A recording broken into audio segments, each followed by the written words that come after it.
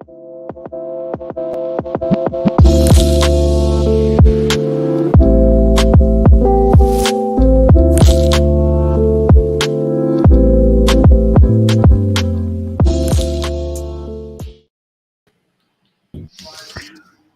going on, everybody? It's the Locker Room Rant.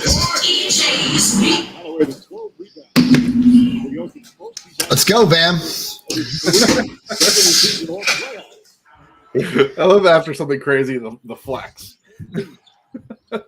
It's all good. It's all good. Come on, let's go. All right, it's been a while since the band was together, so the band's back. Be sure to like and subscribe. I got one bar.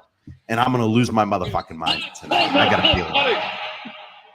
You look good. Whoever's watching the game, turn it down. Oh, that's me. Yeah, that's all I hear is Sorry Jeff about Van that, Gundy pal. in the background. Yeah. Technically, we can't get copyright. You can't get copyrighted for audio. You can only get copyrighted for video, right? Yeah, but I could get pissed from audio still.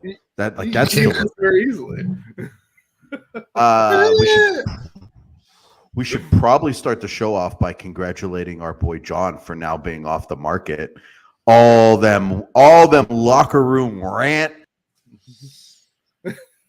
Oh, I guess I'll take it over. All them Locker Room Rant ladies, you're gonna have to set aside. John's taken. He's fully married now. Took the plunge. I took the plunge. It was a great wedding. We had a lot of fun. We did. We did. I got wasted. I had a good time. There's a lot of bourbon being drunk by you. And bourbon. Chef Bobby shared bourbon with everyone. Right. Everyone. Well, he was more of the Canadian club stuff, right? Wasn't he? that special Canadian club that he had. Yeah. Just having everyone take shots left and right. Yes. It was a real fun time. Now my buddy over here is fully taken. Very good girl though, so no, we're happy for John. Thank you, man. Thank you. So do you want to talk a little bit about these Western Conference Finals that are taking place? Yeah. Lakers Nuggets. The Lakers and Nuggets are playing right now. What are your thoughts on this matchup, John? I went into this game thinking that Denver was going to obliterate them. Okay. But now that I'm hearing that Murray hasn't quite been feeling well, he's not quite himself.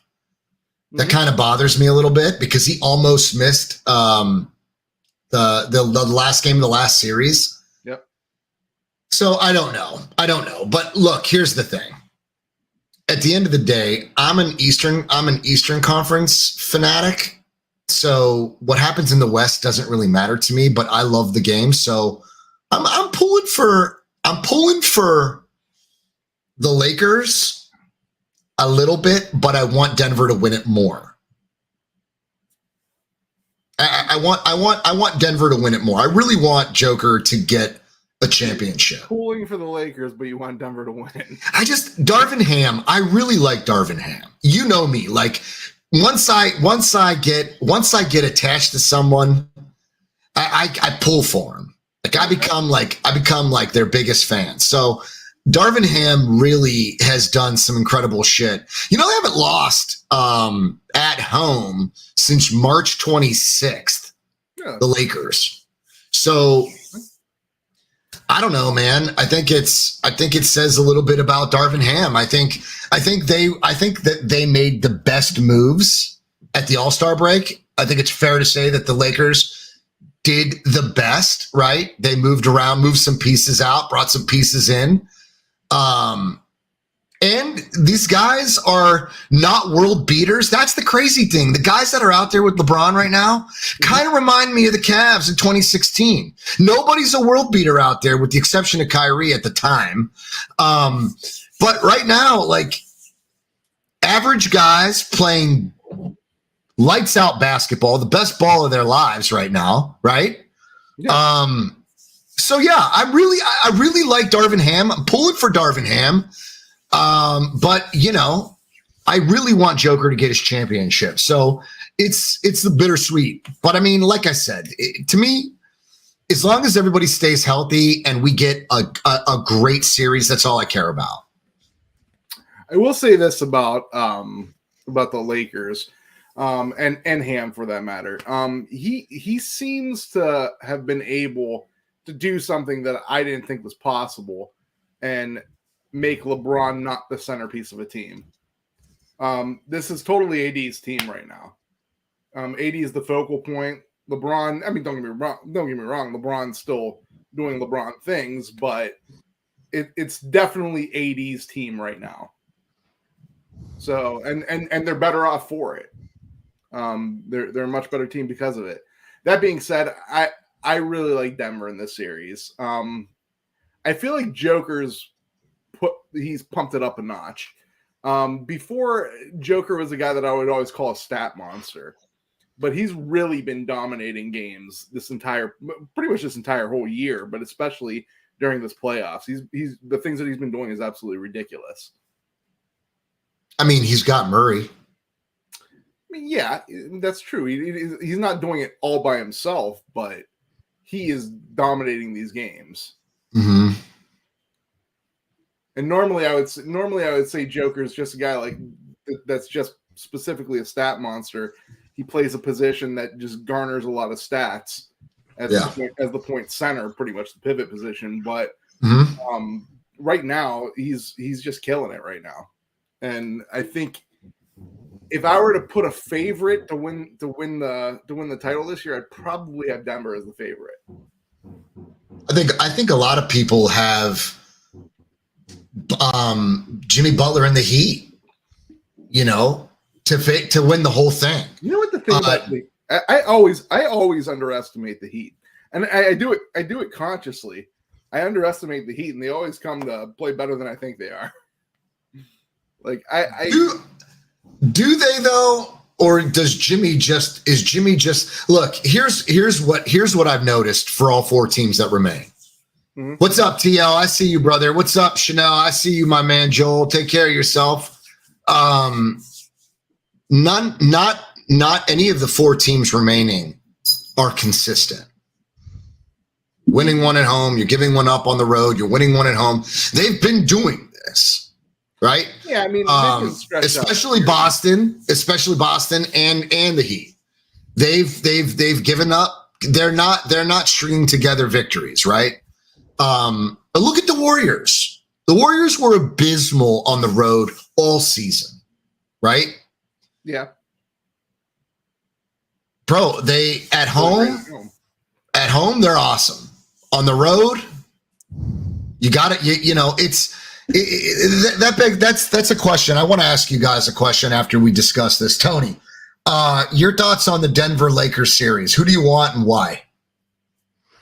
I want the Lakers for the story, but it ain't going to be the Lakers. Fucking Denver's too good. Denver's too good. It's not going to be the Lakers. I could see Denver sweeping them, in fact. It's possible. Jokic finally has his entire crew healthy. The first year he went to the playoffs, I think they were missing Michael Porter Jr. That's when they were in the bubble. Last year, I think they were missing Jamal Murray in the playoffs, which Jamal Murray is absolutely sick. I ever tell you I met him? Me and Bill met him in Vegas during the summer league. No. It was pretty cool. He wasn't Jamal Murray at the time. He was just like second year Jamal Murray. Super hot girlfriend. Which of them don't have hot girlfriends? Yeah, but it's like even hotter for like them. I was, you know what? Good for him. We saw him at a burger joint. Of course, me and Bill are just smashing burgers, and there's superstar Jamal Murray with his hot girlfriend. He's probably at one point he probably looked over at us and was just like, "Oh, These fucking slobs. This is what's wrong with America. Hey, T, what's up, my guy? I want to personally see. I would love to see Boston and Lakers just because of the history. I think it would be a phenomenal series. I got news for you. That's not what it's going to be. I think it's going to be Denver, Boston, and I would probably give the edge to Denver. Although Boston matching up with Denver, Boston has the bigs that could play out, and they're big enough. Like Anthony Davis, he could play Joker outside, but down low, Joker is just too big. Has too many pounds on Davis to really fuck with him down there. Now I see if they match up with Boston, you got Robert Williams, who's a big dude that can come out and guard him. You also have Al Horford that can step out and guard him on the perimeter. So I see Boston being a better matchup, but I don't think the Lakers are getting past the Nuggets. As far as the Heat are concerned, you never underestimate Spoelstra. He's by far the best remaining coach in the playoffs. Probably one of the best coaches that was in the playoffs to begin with. You never underestimate Spoelstra. When he had LeBron on the team, everyone just kept thinking, "Oh, well, it's because you have LeBron." Wade, Bosch, like this guy, he could coach. Anyone could coach these guys. I'll tell you what, he has been phenomenal ever since LeBron and them left. He has still made the playoffs. He's made an NBA Finals. I think he's one of the best coaches in the league. I mean, look at it. I said that I underestimate the Heat, but look at their team. Are they even really talented? I mean, listen, Jimmy Butler's good. Jimmy Butler's very good. And Bam Adebayo is very good. Arguably their best scorer.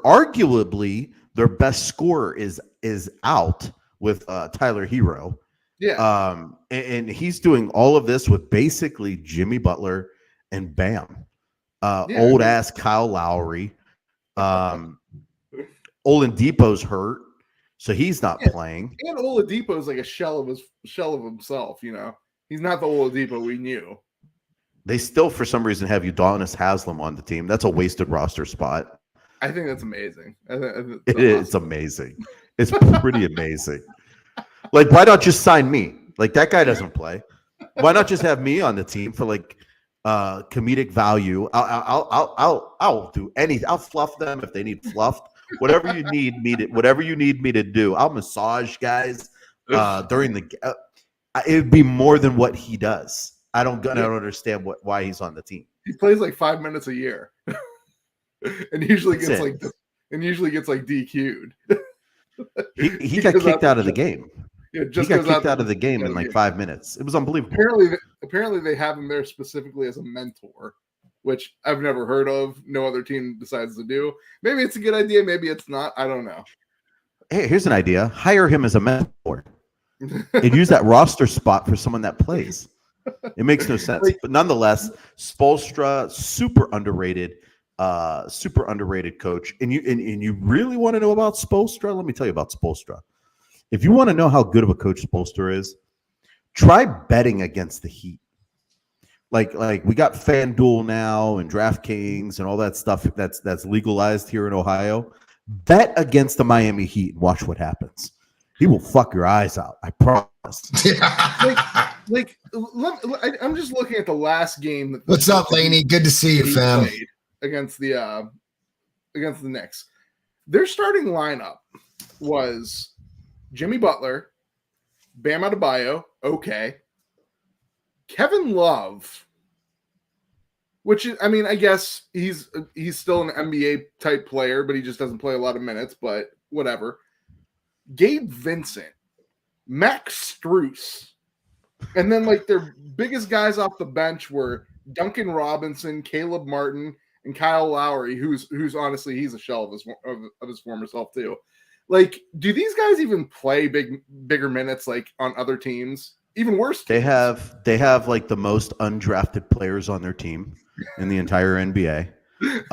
Their organization just knows how to get the most out of these people. It's unbelievable. That's Spoelstra. It's Spoelstra. It's Pat Riley. It's from top to bottom. That organization knows how to fucking do it. That's I agree with JT, man. It's not bad when Riley has your back. These guys are maximizing potential, dude. They're like the Kyle Shanahan of basketball. They're awesome. Great. Can't go one segment without that fucking Kyle being brought up, huh, John? No, man, no. Because I think the similarities are awesome. I think Spoelstra is that dude. I think that Spoelstra maximizes potential, dude. It's you can't deny it because but look at this. Look at what Darvin Ham's doing with these guys in LA. Yeah, but Darvin Ham's story is Darvin Ham's story. Listen, the Lakers aren't out of this game. They're down 10. Darvin Ham's going to be this. This is a Cinderella story for this dude. But the thing is, I think the Lakers have more talent than the Heat do. Like, the Lakers have more talent than the Heat do. The Lakers, first of all, LeBron's still really good. Like, he's old, but he's very good. He's still one of the better players. He's efficient, Nick. He's efficient. I mean, we already knew how good he was. The fact of the matter is he remains efficient. Like Anthony Davis, when healthy, is one of the best players in the league. Oh my God! Did you see him against in the Warriors series? Dude, arms up, dude is swatting balls. He dominated the Warriors defensively. And in the paint, they couldn't do shit. And D'Angelo Russell is better than anyone that can even compete as a third option on the Miami Heat. I'd put Tyler Hero over him, but Tyler Hero's not there right now. I don't think I put Tyler Hero over him. Tyler Hero is kind of a one-trick pony. Tyler Hero's a pretty good player, buddy. He's a good scorer, but he doesn't do anything else. I like Tyler Hero.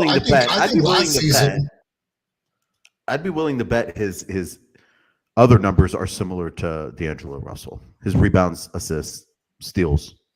Do you think he gets as many assists as D'Angelo Russell? I don't know. There's only one way to find out. I mean, I could be wrong here. I just if you're asking me who I want on my team and I have a choice of Hero or Russell, I think I'm taking Russell every time. Okay. Is it crazy? Do you guys the Warriors are not in the Western Conference Finals? Isn't that crazy to you guys? That the Warriors aren't in it? Yeah. Like we're watching a LeBron Lakers team and not Steph's Warriors. It's kind of crazy. You know what the thing about the Warriors? What's up, Mariah? I see you, family. Good to see you, sis. I feel like people always overestimate how talented the Warriors are. Hear me when I say this. Steph is fantastic. He's great, one of the best players of all time. Like, Clay is very good. They're probably the greatest shooter of all time. Especially old school Clay. Old school Clay was very good. He was the best at what he did, but he didn't do a ton else, but he was the best at what he did. I always thought people overestimated Draymond Green. Like, people always said, "Oh, they're the big three." No, Draymond Green's not a big three. He's a great role player, but he's not part of the big three. You wouldn't build your team around a Draymond Green. Yeah, but I mean that's not true, because Draymond was in fact a staple in their success, specifically because of his role. I mean, we're not saying that the guy was shooting the lights out, and not as of late. But it was always a big two. It was never a big three. There's three. Draymond was there. Durant was last 2 years, Tyler Hero averaged 25 and 4. So 20 points, 5 rebounds, and 4.2 assists. Mm-hmm. That's a shitload. That's a shitload when your team only scores 100 a game. They're not a high scoring team. They score about 100 points a game, and he's averaging 20 of those. That's a big chunk of the change being taken Yeah. away. Yeah. I might be underestimating him. Tyler Hero, you sure are. I'd still take it. Okay. I So don't- D'Angelo Russell averages 17, 3, and 6. So he does have more assists, two more assists per game, I feel like but less rebounds and less points. I feel like he's probably a better defender, and I always feel like and I also feel like Hero's assists aren't necessarily that he facilitates. Like D'Angelo Russell's the point guard, so Yeah, he's a better defender. That's why they put Schroeder off the bench to come start against the Warriors and put D'Angelo on the bench. But yeah, you know what, Nick? I'm with you, brother. I am with you. You're probably right. In some type of fucked up universe that you call your brain, you're probably right. well, Schroeder's also a very good defender. Fish whisperer, Nick underestimating someone. Shocking. Yeah. I know. I was just about to highlight that comment. That is a fact, Scott. That is a fact, Scott. If we have a bell, let's ring it for Scott. I'll tell you what. Something about the Lakers, guys. Something about the Lakers this season was off. I know Steph missed a handful of games. Wiggins missed a handful of games. Kuminga sat the bench. They moved off Wiseman. Didn't really even bother to develop the kid. Jordan Poole, hot and cold, completely very inconsistent. And Draymond doing what Draymond does, fouling out or exiting the game. I got to ask you guys. Now this is my opinion. I just want to know if you guys support it or if you just don't agree and don't give a shit. Do you feel that the Jordan Poole and Draymond Green drama spilled over and caused a rift for this team? No, here's what I think happened to the Warriors. You're gonna give me? Can I finish for a second? I thought you were done. Sure, I was, but here's the thing. Before you say no, I really want you to support it with something that's valid and not your opinion. Something Before valid. you say no, before you John's say like- no, John's say like, yes. Can I finish? I finished. I just because when you say no, I don't want your opinion because you're always going to go against the grain. This is what everybody in the chat knows, what Tony and I know. Just stop being opposite. I want you to support it with something factual. Okay. I don't think the Draymond Green Poole stuff had anything to do with it. What I do think happened, and this happens to a lot of teams, they win and they become a little less hungry after they win. Last year, No, Last these year, the Warriors- guys missed a lot. Dude, Steph missed over 20 games this season. Okay. Wiggins missed 4 months of the season. All right.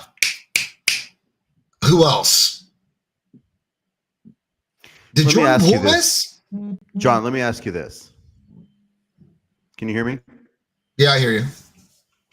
Okay, I got one bar. That's why I'm asking. Makes no sense. I feel like I'm stuck. No, in a we fucking haven't lost you. All right. There's 3 of us on this show, right? Mhm. Say we go out to a bar one night and we get into a heated argument like we do, and Nick knocked you out. Okay.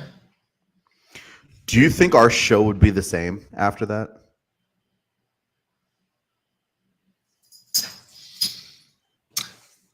No, but we are brothers. Poole and Draymond were complete strangers. So yes, if you guys brought me on the show, if you and Nick established this channel and you added me to it, and then Nick did that, yes, there's a rift here and the show would be fucked. So that Okay, supports what that's exactly how I feel. Let's go at it a different way. Scott comes on our show. He drops the Chiefs Kingdom live because him and his brother get into it. Him and Cool Nick get into it. And he says, "You know what? Fuck you, Nick. I'm going to be on the Locker Room Rant with those guys." So Scott jumps over to the locker room rant. We're at the bar one night. We're drinking too much, and Scott knocks you out. Okay. Okay. Are we going to have the same dynamic on this show with that going on? And we only have to see each other once a week on Tuesdays. Imagine if we did this show every single day of our lives, and it was a 9-hour show every single day, and that happened. We would not have the same dynamic on this show, guaranteed. They did not have the same dynamic in that locker room. I'm sure there's people that took Draymond's side. I'm sure there's two people that took Poole's side, and that split their locker room. Whether that leaked onto the court or not, I don't know. Frankly, I just think they missed all their shots. They're a jump shooting team, a 3-point team, and they could not knock down 3-pointers in that series against the Lakers. That's true. They were cold as shit. I think that their key assets to this team missed a significant amount of time. And I think that their chemistry was off because of it. Now you can say this is a championship caliber team. Their chemistry is established. They can pick up where they left off. I disagree. I wholeheartedly agree with Mariah and say they've been off all season. And I believe that the Jordan Poole, Draymond Green drama had something to do with it. I just do. I do. Because Jordan Poole is getting paid a little over 120 or like 128 million or 130 million dollars or something, maybe a little bit more, maybe a little less, I don't know. Maybe some of these guys disagree with that contract wholeheartedly. Don't believe in it. Like, you got Draymond that they're probably like, yo, are we going to pick this guy up? Are we going to extend him? Scott said, sports are different. I got into scuffles with teammates. After the heat of the moment, the desire to win takes over. Yes, normally I would agree with you.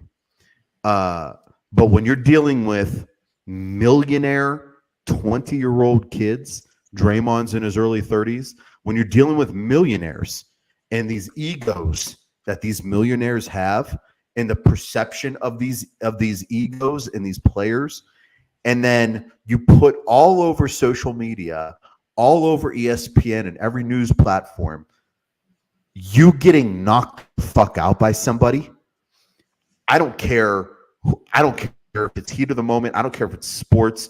You are not going to have the same relationship with that individual. I do not care if it's teammates, what it is. It's not going to be the same after that. There's going to be a divide in that locker room. You just can't get knocked out. Now, if it never went viral and people just talked about it, there wasn't videos everywhere, maybe you get away with it then. But getting knocked out and being viral everywhere you look, there's an ego to that 20-something-year-old kid that's not going to allow him to play at his full potential on that same team. That's how I feel, at least.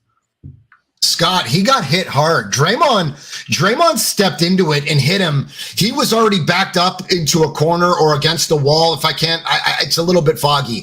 Draymond lit him up. He stepped into it, and I think the kid either went back against the wall or slid down the wall. Either way, I agree with Mariah 100%. She says, I think the punch did have something to do with it. Everyone brought up something about it, and the locker room chemistry in the ending pressers. Listen, I don't know how Clay and Steph feel about Draymond. I don't know if they think that Draymond has disrupted this team with, look, frankly, when Draymond has gotten flagrants and he's out, he's costed the team in some capacity. All right. In the Cavs 2016 championship, it's arguable that had he not missed that one game, things might have been different. Mm-hmm. There have been repercussions for Draymond's actions. Okay. There are. He's a villain in the league. Okay. But he's not the Dylan Brooks. He's not the Dylan Brooks villain, because that's just a vile human being who has never established himself as anyone yet. But Draymond is one of those guys that he's got the clout to back it up. Whether you like him or whether you don't, I do believe that when he laid into Jordan Poole, that it changed something. I believe that. You are a championship team. There's no room for that shit. Don't hit your fucking teammates, okay? Settle it elsewhere. You know what I'm saying? Take care of that shit in the locker room.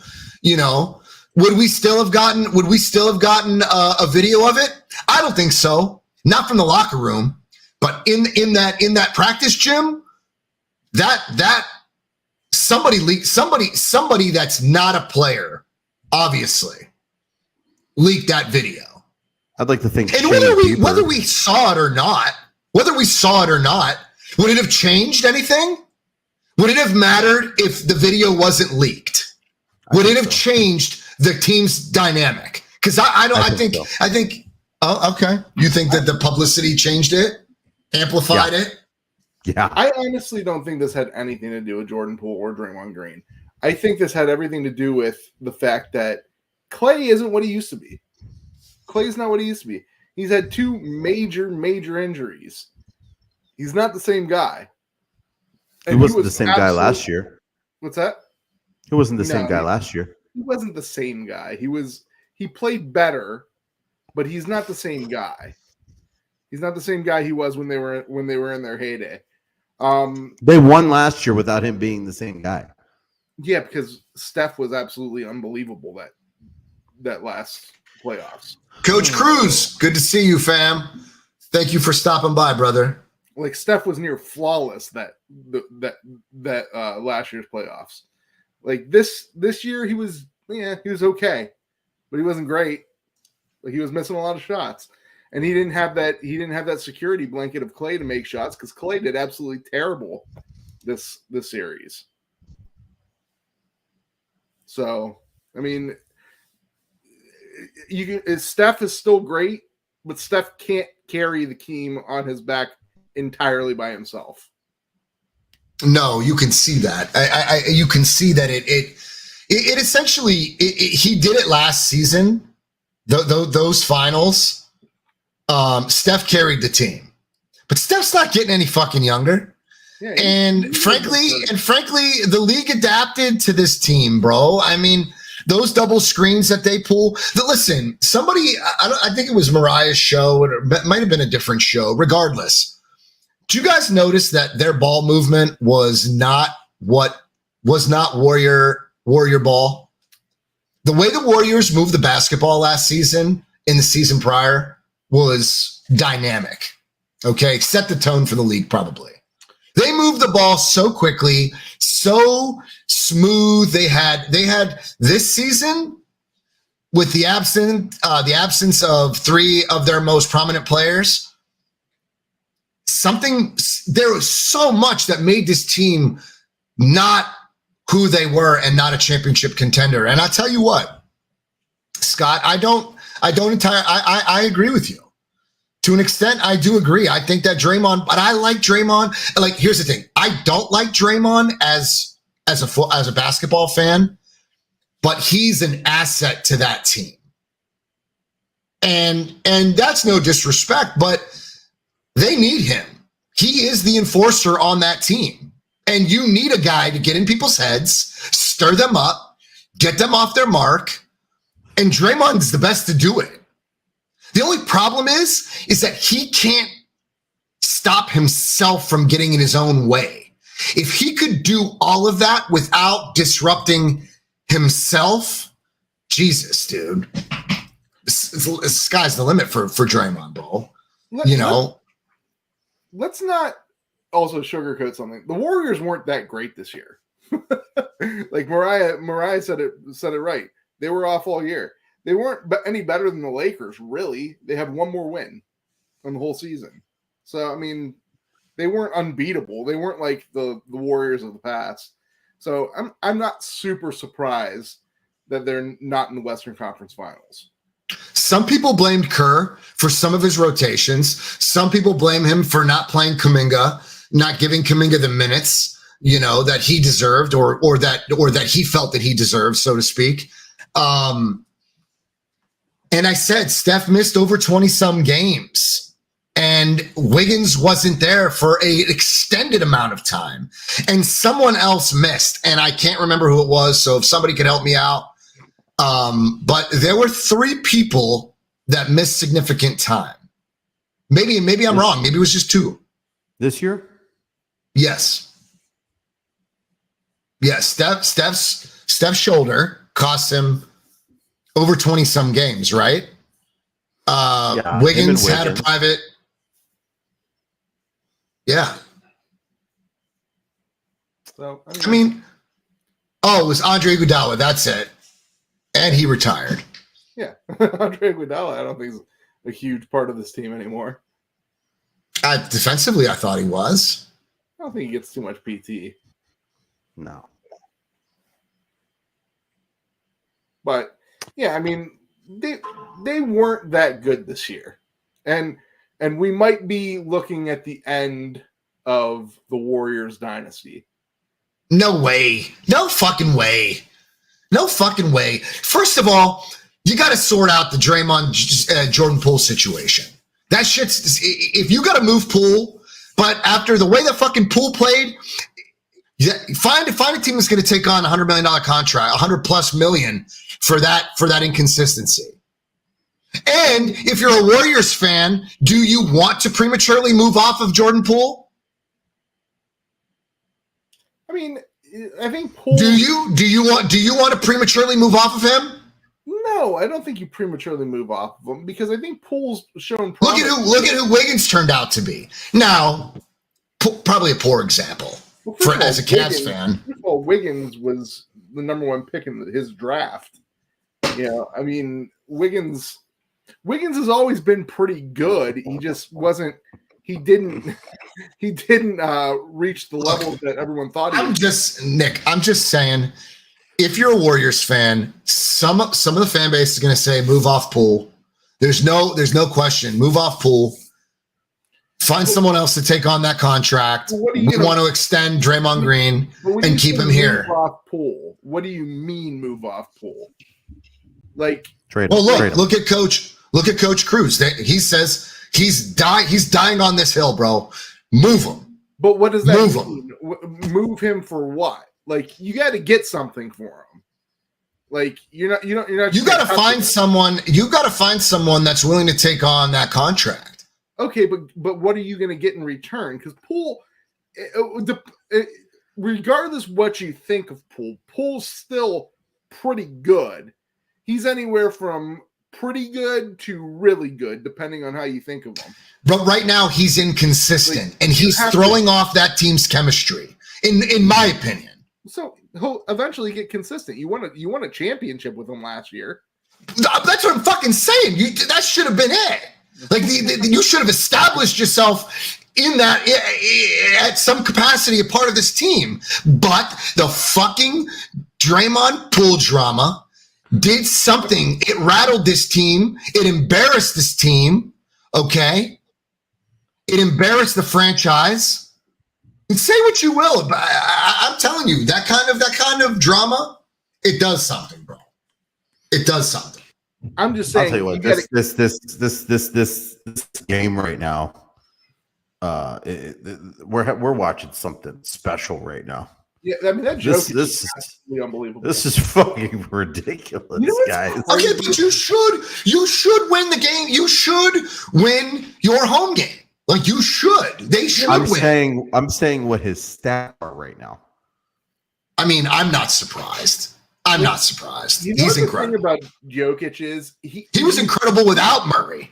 You look at him play, and you're like, this guy shouldn't be this good.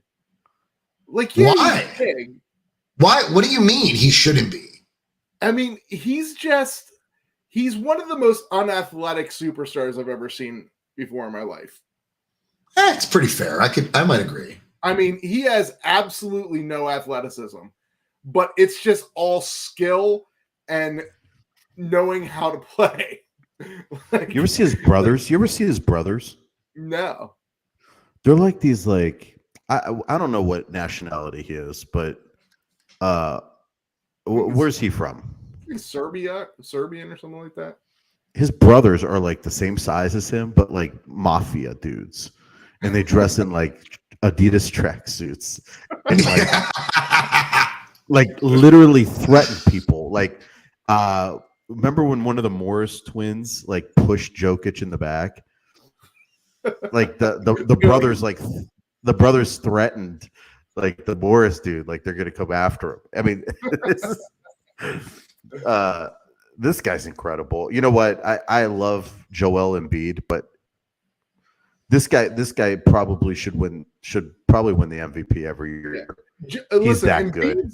Embiid's got more like every physical attribute that you could ever want in a center, but like Jokic just knows how to play, man. He just knows how to play. Like you want to know what he reminds me of? And I'm not necessarily sure if this is the greatest analogy, but like remember the Karate Kid movies when like Miyagi would fight somebody, and they would like do all their tricks, and then Miyagi would just be like and fuck them up. Like that's what Jokic seems to me as. He doesn't have any of the physical capabilities, but he just knows what to do.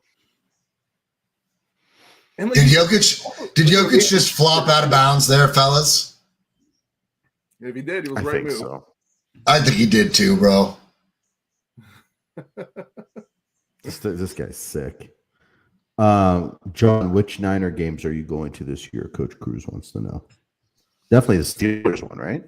I'm trying to attend everything on this coast. I'd love to make it out to the West Coast, though, Coach, for sure. I would love to. I would love to see Levi Stadium. I haven't got to see it. I would love to make it out there, but definitely the Browns. I'm trying to go to the Browns game, the Steelers game. What's that? Said we're definitely doing week 6. I mean, the 49ers rush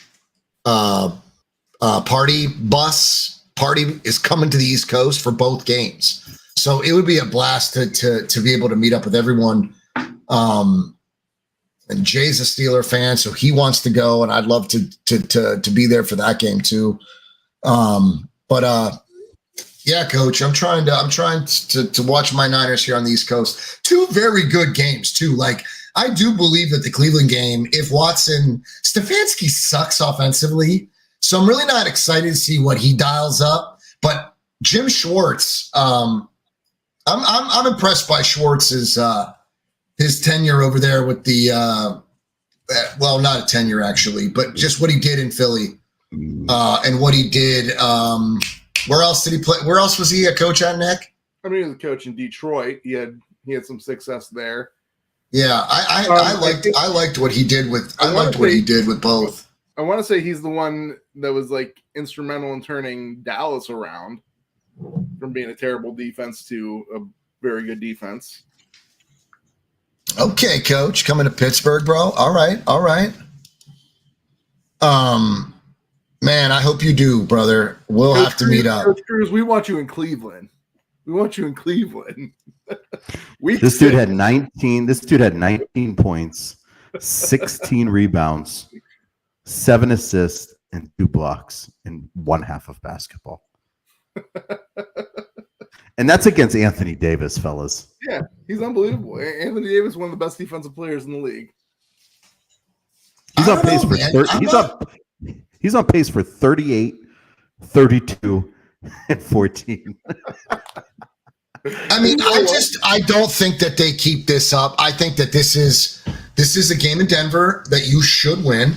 I think any LeBron team always kind of feels you out. Tries to maintain, a presence in the game, even if they get blown out by 25 or 30. But I've seen the Lakers are getting within 10, 11, and it is a game of cat and mouse, JT. I see it. But Jokic is incredible, man. Truly fucking awesome. No doubt about it. Did we talk about the Spurs we're watching this game. We're basically watching. This is basically a live reaction show to the game. Because I mean, the three of us are watching. We're not exactly paying attention to one another entirely. I kind of like it. Have we touched on the Spurs yet in the draft lottery? No, we can though. We can. Well, I think we just lightly dabbled on it, but we can get into it more.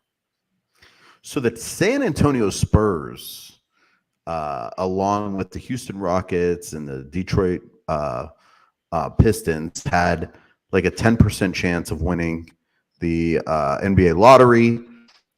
Pistons fell back to like pick 5, which opened the door for Portland.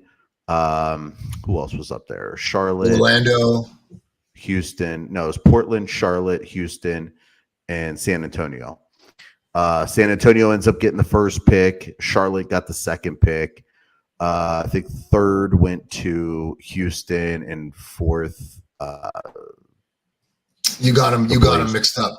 Portland third, and Detroit. Houston. Or I'm sorry, Portland third, Houston fourth. I got to be honest. I wasn't even. The only thing I paid attention to was the Spurs getting the first pick. I did not realize Portland got the third pick. I'm super excited about that. You didn't even know what your team did? No, I expected them to get like the fifth. And not what do you mean you expected, bro? This is your team. How do you not know where they placed in the lottery, bro?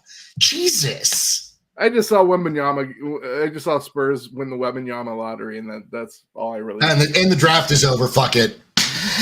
You know what? San Antonio won the draft. There's no one else in the draft. No one. Not anyone. No, but that's actually huge for Portland.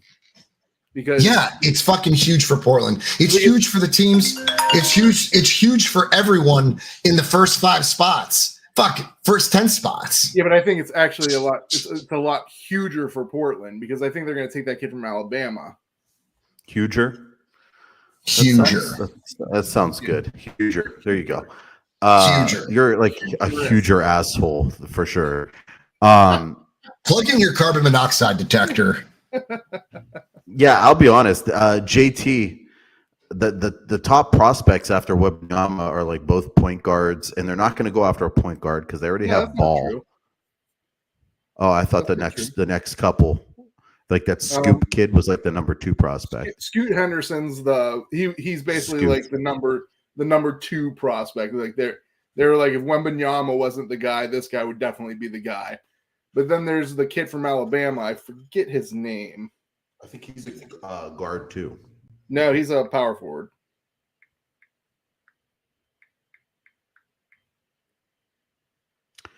So Wembanyama going to the Spurs. You know what's funny is they had 2 draft picks, 2 number 1 over. 2. What position is he? He's like a small forward, power forward. He's like 6'9". He's like 6'9", 6'10", somewhere around there. Am I going to have to look him up to see what position he plays? You might, because Nick's not confident in anything he's doing right now. He's got that shit look on his face, like Tony was right. I mean, I think he's. So I'm just going to say his height. Because Tony was right. Listen, 6'9" forward. Tony, I'm going to give you his measurables. I'm just going to give you measurables. I mean, he's got the ability. Like, if they want. What position does he play? He's 198 pounds. 6'17". His wingspan is 8. What position does he play, Nick? He drives a 2023. He has brown hair. Listen, I do a lot of stuff. I do a lot of draft research. Brandon Miller, he's a forward, but he has the ability to play shooting guard. I'm almost positive he's going to play forward in the NBA. He's got a good shot. And he's got pretty decent. What do you mean you're almost positive he's going to play forward in the NBA? You have no idea what the coaching staff is going to do with him. I don't know what position does he say he plays now? Forward. It just says forward. It doesn't say power or small. It just says forward. Okay. So the first pick overall goes to the San Antonio Spurs. They had the first pick in 1987, drafted David Robinson. The first pick in 1997, drafted Tim Duncan. And now they get Mr. Wembanyama. Awesome. The generational talent. I'm so excited to see this kid. I'm so excited to see this kid. Yeah, I thought we were going to have this conversation like at a later date, but we might as well have it now. Is there any possibility? That he's somewhat of a letdown?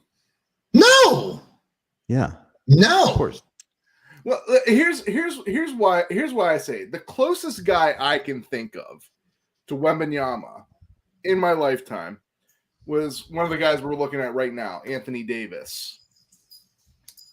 In terms of just being a physical freak that also had like a certain level of skill that we had not seen in a player.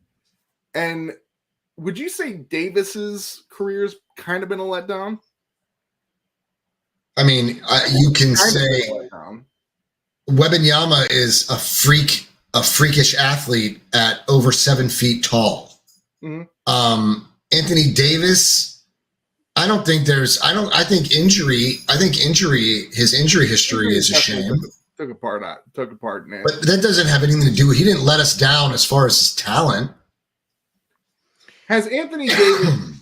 Do you think Anthony Davis is, for the majority of his career, even not talking about the injured years, has ever been a top 5 player? I mean, I'm sure 1 or 2 years possibly, but like. So, are you saying that if you didn't rank there, it's a failure? Well, I mean, just in perception of when you're coming into the league, like everyone expected Anthony Davis just flat out. Has he ever been a top 5 player? Yeah. For the majority. No, I'm saying for the majority of his. No, he said top 2. No, I said top 5. Oh, okay. I think he's been a top 5 player numerous times. I think he's probably been a top 5 player like two times in his career. Zion was supposed to be a generational talent behind LeBron, right? Yeah. I think we can agree that dude was a fucking bust. I wouldn't say Zion was a generational talent because Zion had some physical limitations. Like Zion's not very tall. We always knew the weight could possibly be an issue. And he wasn't, and he didn't really have a good shot, still doesn't.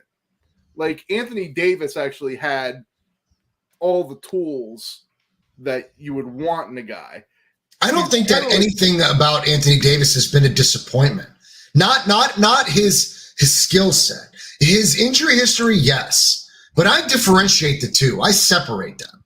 I'm not going to call you a failure because you were very talented, but you were injured. Yeah. I mean, it sucks. It sucks, but I'm not that guy that's gonna tie. I'm not gonna handcuff the two and say you were a failure and a disappointment.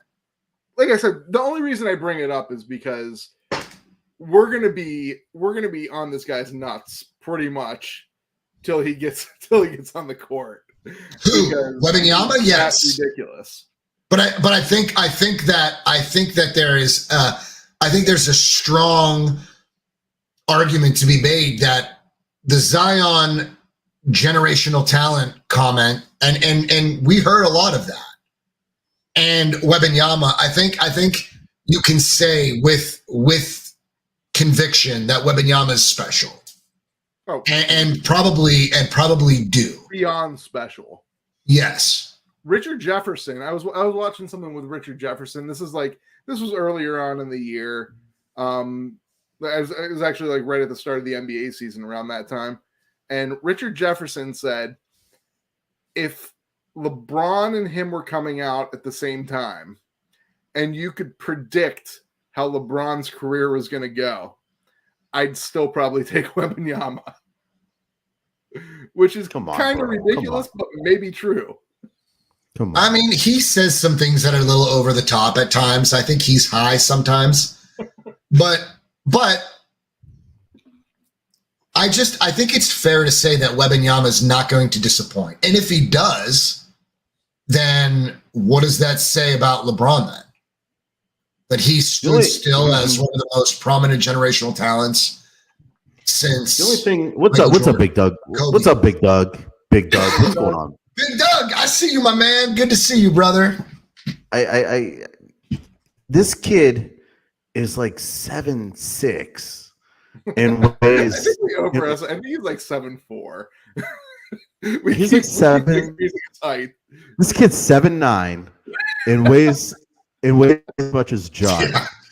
He's 8 foot with a pair of fucking shoes on. Look, He weighs like the same as athletic. John. He weighs like your weight, John.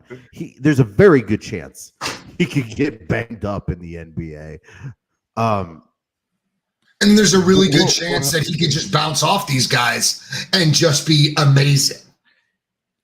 He could just reach over them. You know what the crazy thing about him is though? Like, Think about the guys that were. Think about who was this tall. Who was a comparison? Crazy, lanky, and skinny. Taco. it would be Giannis. No. It would be Giannis, but he has a Giannis type frame. That's the scary thing. Giannis. Well, No, he's bigger than Bull Giannis. Bull's crazy skinny and Oh yeah, Bowl. but like he's not that build. Like he's a Giannis build. He has the ability to carry more weight on his frame. Oh, he's young, dude. They're gonna develop this kid. Listen, they can't fuck this up. They can't. They won't. I mean, it's the Spurs. They won't fuck this up. Like if he was going to Cleveland, Detroit, Yes. A small market, yes, they'll fuck it up. Houston, Yes. like that's the one place where you're just like they will not fuck this up. They will take this dude by the hand and they will make him somebody, and they will get it. Popovich will get the potential out of this dude. I can't believe if he was thinking about retiring. If he was thinking of no, yeah, absolutely not. Did it? Do you think that he stuck around just in case there was this? Like, it's kind of crazy. I would say Popovich at most had 2 years left of coaching the NBA prior to tonight. And then yes, I think after tonight, he'll coach for as long as that kid's on the Spurs. Pop is how old is Pop now? He's got to be mid-70s. Shit. I mean, how could he hang his hat now and walk away? How? This is the most prominent player since Duncan for them. He's 74. That's like the new 60. Man, I'll tell you what, with all that traveling and shit, that's not the new 60. And coaching NBA, at least NFL, like Belichick is up there. Belichick's older. And the last few seasons have aged that man. I mean, didn't they get a decent lottery pick last year and the kid was a total nut job and needed to seek mental health? Nah, you might be thinking of Hachimura from the Wizards. No, Spurs. Primo. Yes, Primo. Primo. That was 2 years ago. No, last year. That was last year. But I'm saying the last few seasons have probably aged Pop probably 5 years. No, but I think Primo was drafted 2 years ago. That incident happened last year. The incident happened this current NBA season. Yeah, exactly. Yeah. He was drafted and then the incident. You understand? No, he wasn't. He was on the team the year before. Look at Nick. I hope I'm right. Yeah. He's a dick. Primo was drafted in 2001. Speak first. 2001. Wow. So he's older than us. That's fucking incredible. All right. Tony, 2021. 2001. 2000. Oh yeah. You son of a bitch. There are rules to this. No, you got to come back and correct yourself. Now you leave. No. Wait, hold on. You know what? I forgot to put my sounds back on, guys. Speaking of which, I was going through my email today and I saw that we had a copyright strike from back on April 4th. Did it say what it What was? did we? I don't know. Probably You know what I said? It's probably. You know what I said? You know what I said? Fuck them them. strikes. You want to find us? You find us. Remember our boy? What was our boy's name, Nick, that came on here? Garrett Bush. Garrett Bush. He said, "What's half of zero? Zero." That was my favorite saying. So That was good. Nick, saying Primo got drafted in 2001. Yeah, this should not be an offense. That's a very common mistake. Hmm. Well, if my sounds aren't going to play, it looks like you ain't going anywhere.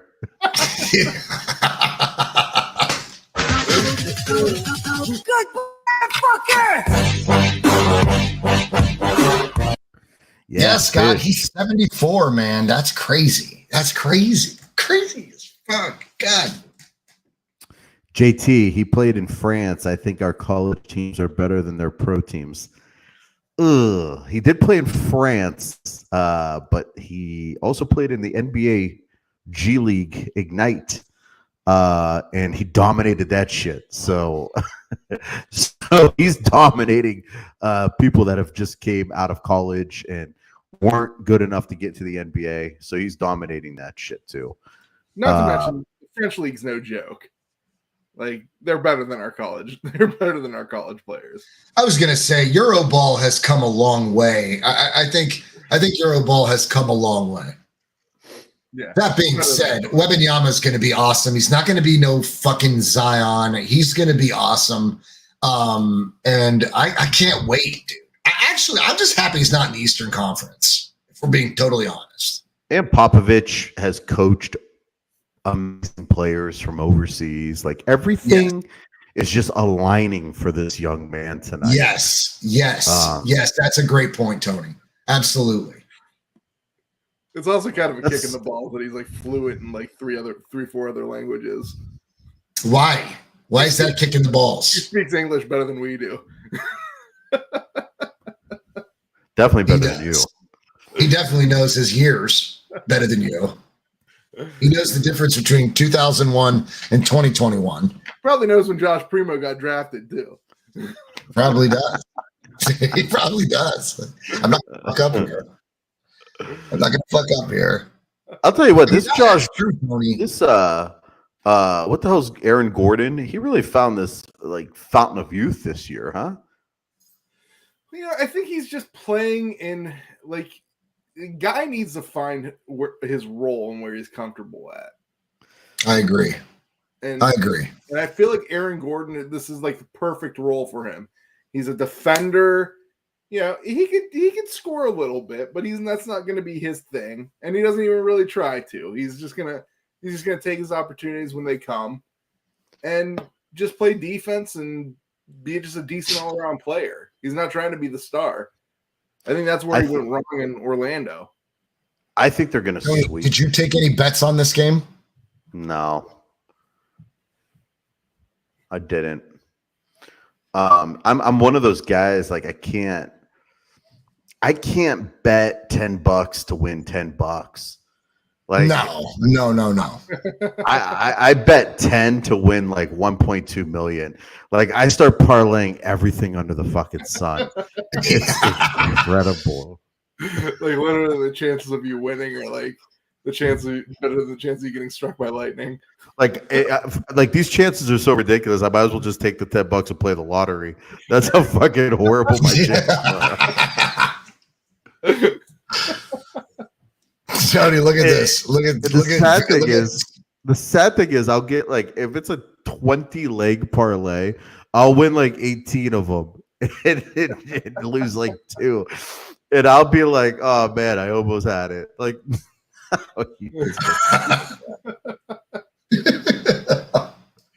I remember on the day 2 of the NCAA tournament, there's 16 games, 32 teams, 16 games, and I did a 16-team parlay. I think I was texting you guys.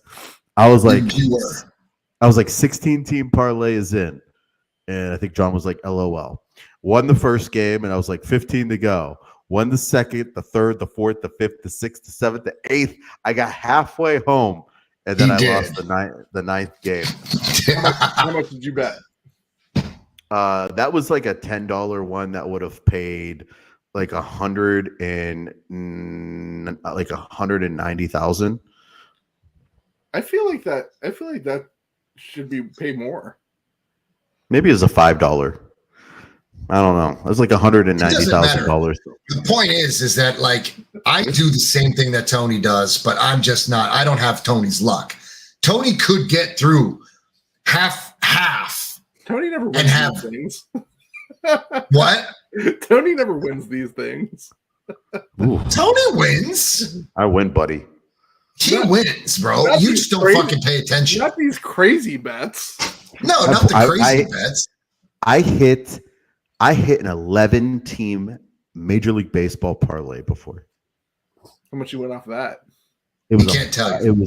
It was a $5. And I won probably what was it? Probably $2,500 off $5. And I remember I won 10 of the games, and the 11th one got rained out. And I was just thinking, if that motherfucking game would have played, they for sure would have lost. So if a game gets rained out, you're cool. Yeah, it's like it wasn't part of. It's like it didn't happen. You're better off betting during springtime. Fuck yeah, especially over here. Hell yeah.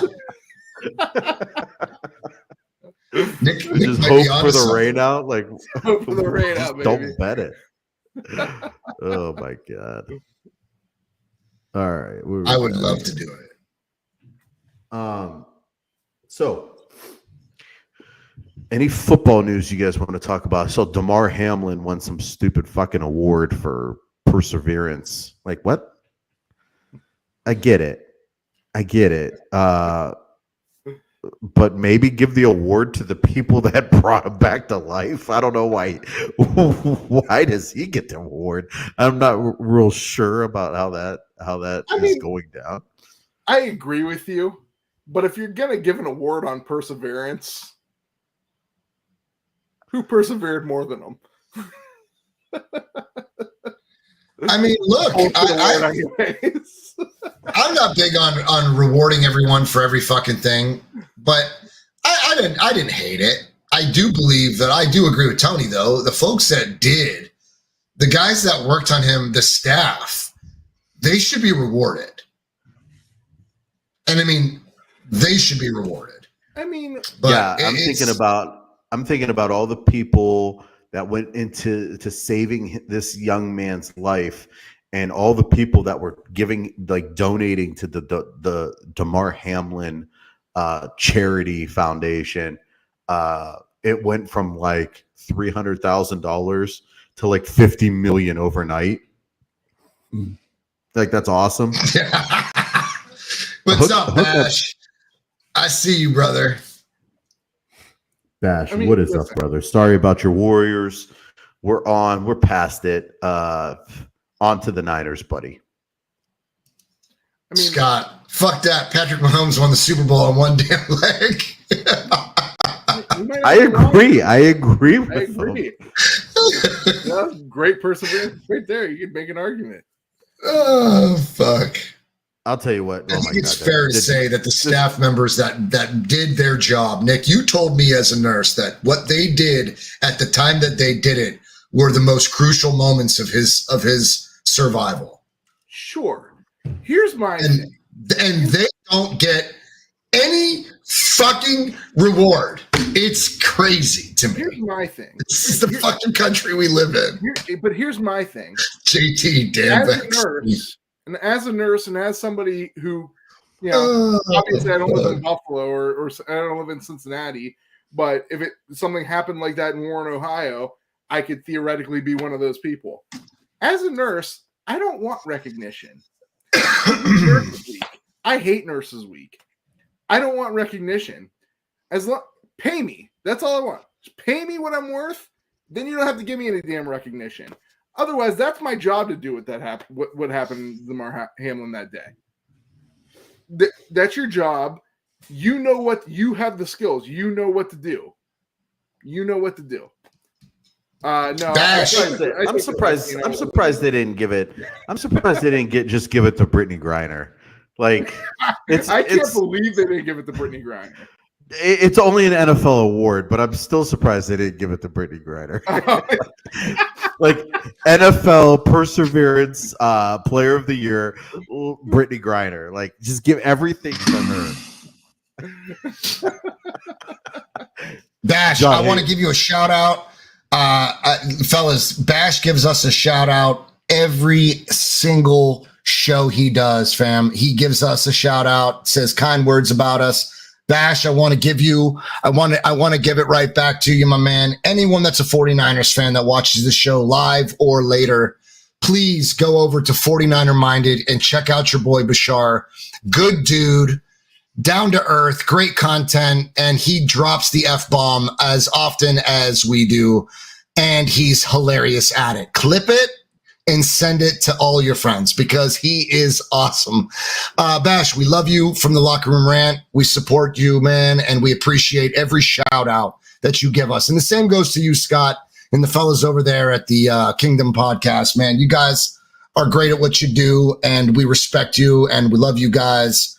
So if you're a Chiefs fan and you're looking for content, check out the guys over at the Kingdom Live Podcast, Scott, Nick, and Bo. 3 great guys, and we truly appreciate the support that you guys give us. I know that I owe you more shout outs than I've given, but my God, you know that I love you guys, and hey man, glad to have you guys. Two great guys, 1 average guy. The verdict's still out on Bo. We don't know about him yet. Butterfly in the sky. I can go twice as high. Take a look. It's in a book. A reading rainbow. I can go anywhere. Friends to know and ways to grow. A reading rainbow. That's probably the song that got us our strike. And let me tell you something. That song ain't going anywhere. That song's not going Does anywhere. anybody how far back does the Reading Rainbow song go? How far back does that go? Let's be real. Early 80s, maybe even late 70s. I don't know. It's definitely early 80s. Definitely around the time we were born. What channel was Reading Rainbow on? PBS. It was PBS. Same one as Sesame Street, Bill Nye the Science Guy. Yeah. When you grew up in a Greek household, you were very familiar with shows on PBS. Our cheap-ass parents. They didn't get no fucking cable, no Disney Channel. I remember I used to go to people's houses and they would have the Disney Channel. I'm like, damn, y'all rich over here, man. Wait, Mickey's on TV? You didn't have to go to the movie theater to see that motherfucker? I didn't know who Mickey was till I was 13.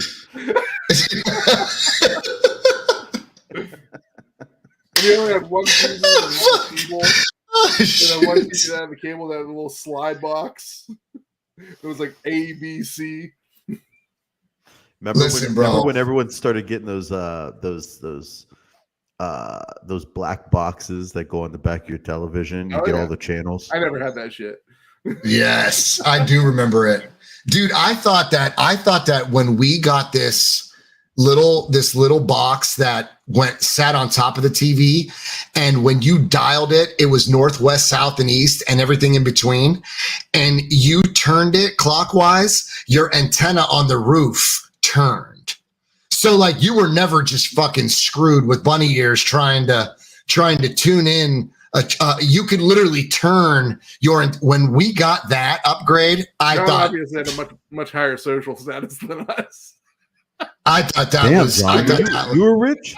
You were rich too. You had a satellite. My grandparents, dude. No, not a satellite. It's the antenna. I was the remote control for my dad. Yeah. It was like, go change that channel. Yeah. Did they even have remotes? Yeah. Oh, well, you know what? I think ours went missing. I might have thrown it at my brother and broke it. He might have thrown it at me and broke it. I'm with Nick. I think my dad would just be like, Tony, come downstairs, change the channel. I'm like, shit. I'd have to like come downstairs, change the channel. He's like, while you're over there, give me a beer. And I'm like, motherfucker. I was like, hey, Dad, how about we go out front and have a catch? Have a catch. Be like, yeah, catch me a beer. I remember that was my dad, Laney. We had a couple of remotes, and none of them did what they needed to do. One was missing batteries, probably because my brother and I took the batteries, or they just didn't belong to anything that we were using. You know, I remember one time he picked up one of my video game controllers and was like, does this change the TV?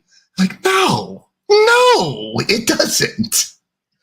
I remember we didn't get our first like TV with the remote till like probably like 92. And my dad was always one of those people that was against like new technology. But then once he got it, like he was like, if he lost that remote, it was game over. Like the whole world stopped. Everyone had to look for it. He'd be like, yeah, God damn it, where the hell's the remote at? I was laying in bed the other day and I was changing the channel and I put the remote down and I'm like, where the fuck is the remote? Like, how could it possibly? Like, nothing has changed. Christina wasn't in the room. My dog wasn't in the room. Leo wasn't in the room. It was me by myself laying in bed, and I could not find the remote anywhere. And then finally, I was like, do I really have to get up out of my bed to go look for this? And as soon as I got up, it fell off my chest. And it was like like laying right here the whole time. That's how fat I've gotten. It just like kind of sinks into my body. Just hiding in fold. Like right in between your belly button. Yeah, like a piece of lint. I got fucking remotes in there now. Fucking gross. JT, not when we were kids though, bro. If we had, oh my God. I'm glad we didn't have that technology when we were kids.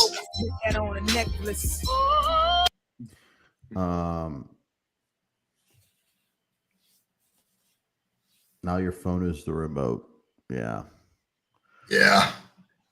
People do that. I've had to use my phone as a remote before. I did too. We have a Roku TV, and we do use the app, and it's a savior because we're laying in bed and we're too fucking lazy to get up and find batteries, and we just download the app and control it from there. JT is not wrong, bro. Imagine when we were little. Imagine 1990. We were about 8-7 years old. If someone told you a telephone would be able to change the channel on your television. You imagine how mind blown you would have been. You would have been like, "What the? Like this thing with a cord on it that's hanging in my kitchen is going to be able to change my television? Are you out of your fucking mind? What are you smoking?" The thing that you spit, I was amazed by a wireless phone. When we had a cordless phone, the first cordless phone we ever had, I was amazed. I think I called Nick every single day. Still does. I think I called Nick every single day from that phone and could just like, I was free from a cord. It was incredible. I remember that. If you told me then that I'd be able to do all this crazy shit now, oh my God, I'd never believe you. Never. You remember when you'd be talking to a chick on the phone and like your mom would pick up another phone and say, very embarrassing. Do you know what time it is? Oh my God. And you just clam up. Bruce Brown just fucking hammered someone home. Yep. Oh my God. Lonnie Walker on a poster. Was it Lonnie Walker? Yep. Yeah, I remember talking to a girl, and I was real nervous to ask her to homecoming. And I was like building up to it. And I was like, yeah, so, I don't got a date for homecoming. How about you? And she was like, no one's asked me yet. And I'm like, oh, well, maybe. And then I heard the phone pick up. And my mom was like, hello? Hello? Hello? I'm like, Mom, get the fuck off the phone. What the? Mom was like, Nico? Who you talk to? You're embarrassing me, Mom.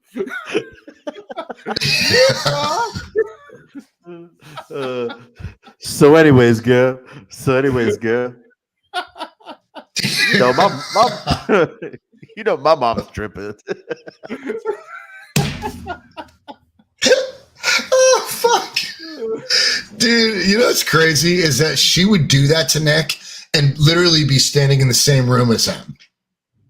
Literally standing in the same room as him. Oh.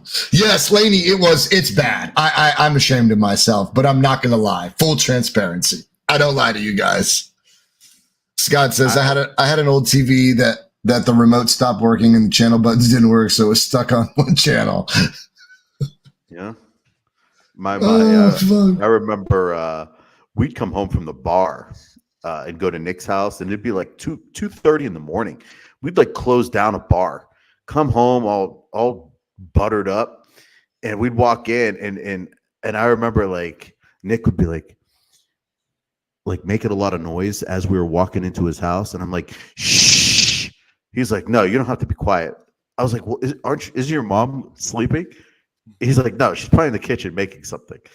And we'd walk in and she'd be like cooking in the kitchen. I'm like, what the fuck? It's 2:30 in the morning. What is she doing? Dude, they never slept over there. Nocturnal. They never slept. My mom used to like in her like completely functional days. My mom used to sleep from like 5 to like 7:30 every day. 5:30 in the morning to 5 in the morning to like 7:30 in the morning. That was her sleep schedule. That's wild. How else she did it? Anyways, let's try to get back on track. The NFL schedule release. I don't think we did anything since then. John, when are we going to get Big Mike on? Oh man, you know what? I'll reach out to him. I will definitely do it. Now is the time to do it. He does a show a little later than ours now. So he starts, I think, at 10 p.m. So it would be a pretty easy grab, I think. And he's waiting for the invite. That's the worst thing. And I told him that he was more than welcome to jump on anytime. Invite. He does. Big he Mike does. can literally come on right now if he wanted to. Yeah, he's come on. We'd be happy to have him. He's royalty. He is royalty, and he needs to get on with us. I'm actually mad at you for him not being on. I blame you for all. It's my fault. It's my fault. I take full accountability. Anyways. So do you guys have any favorites? Listen, let's just touch lightly on your schedules. Tony, bring yours up. Nick, bring yours up. What do you guys think you're going? Give me your record prediction.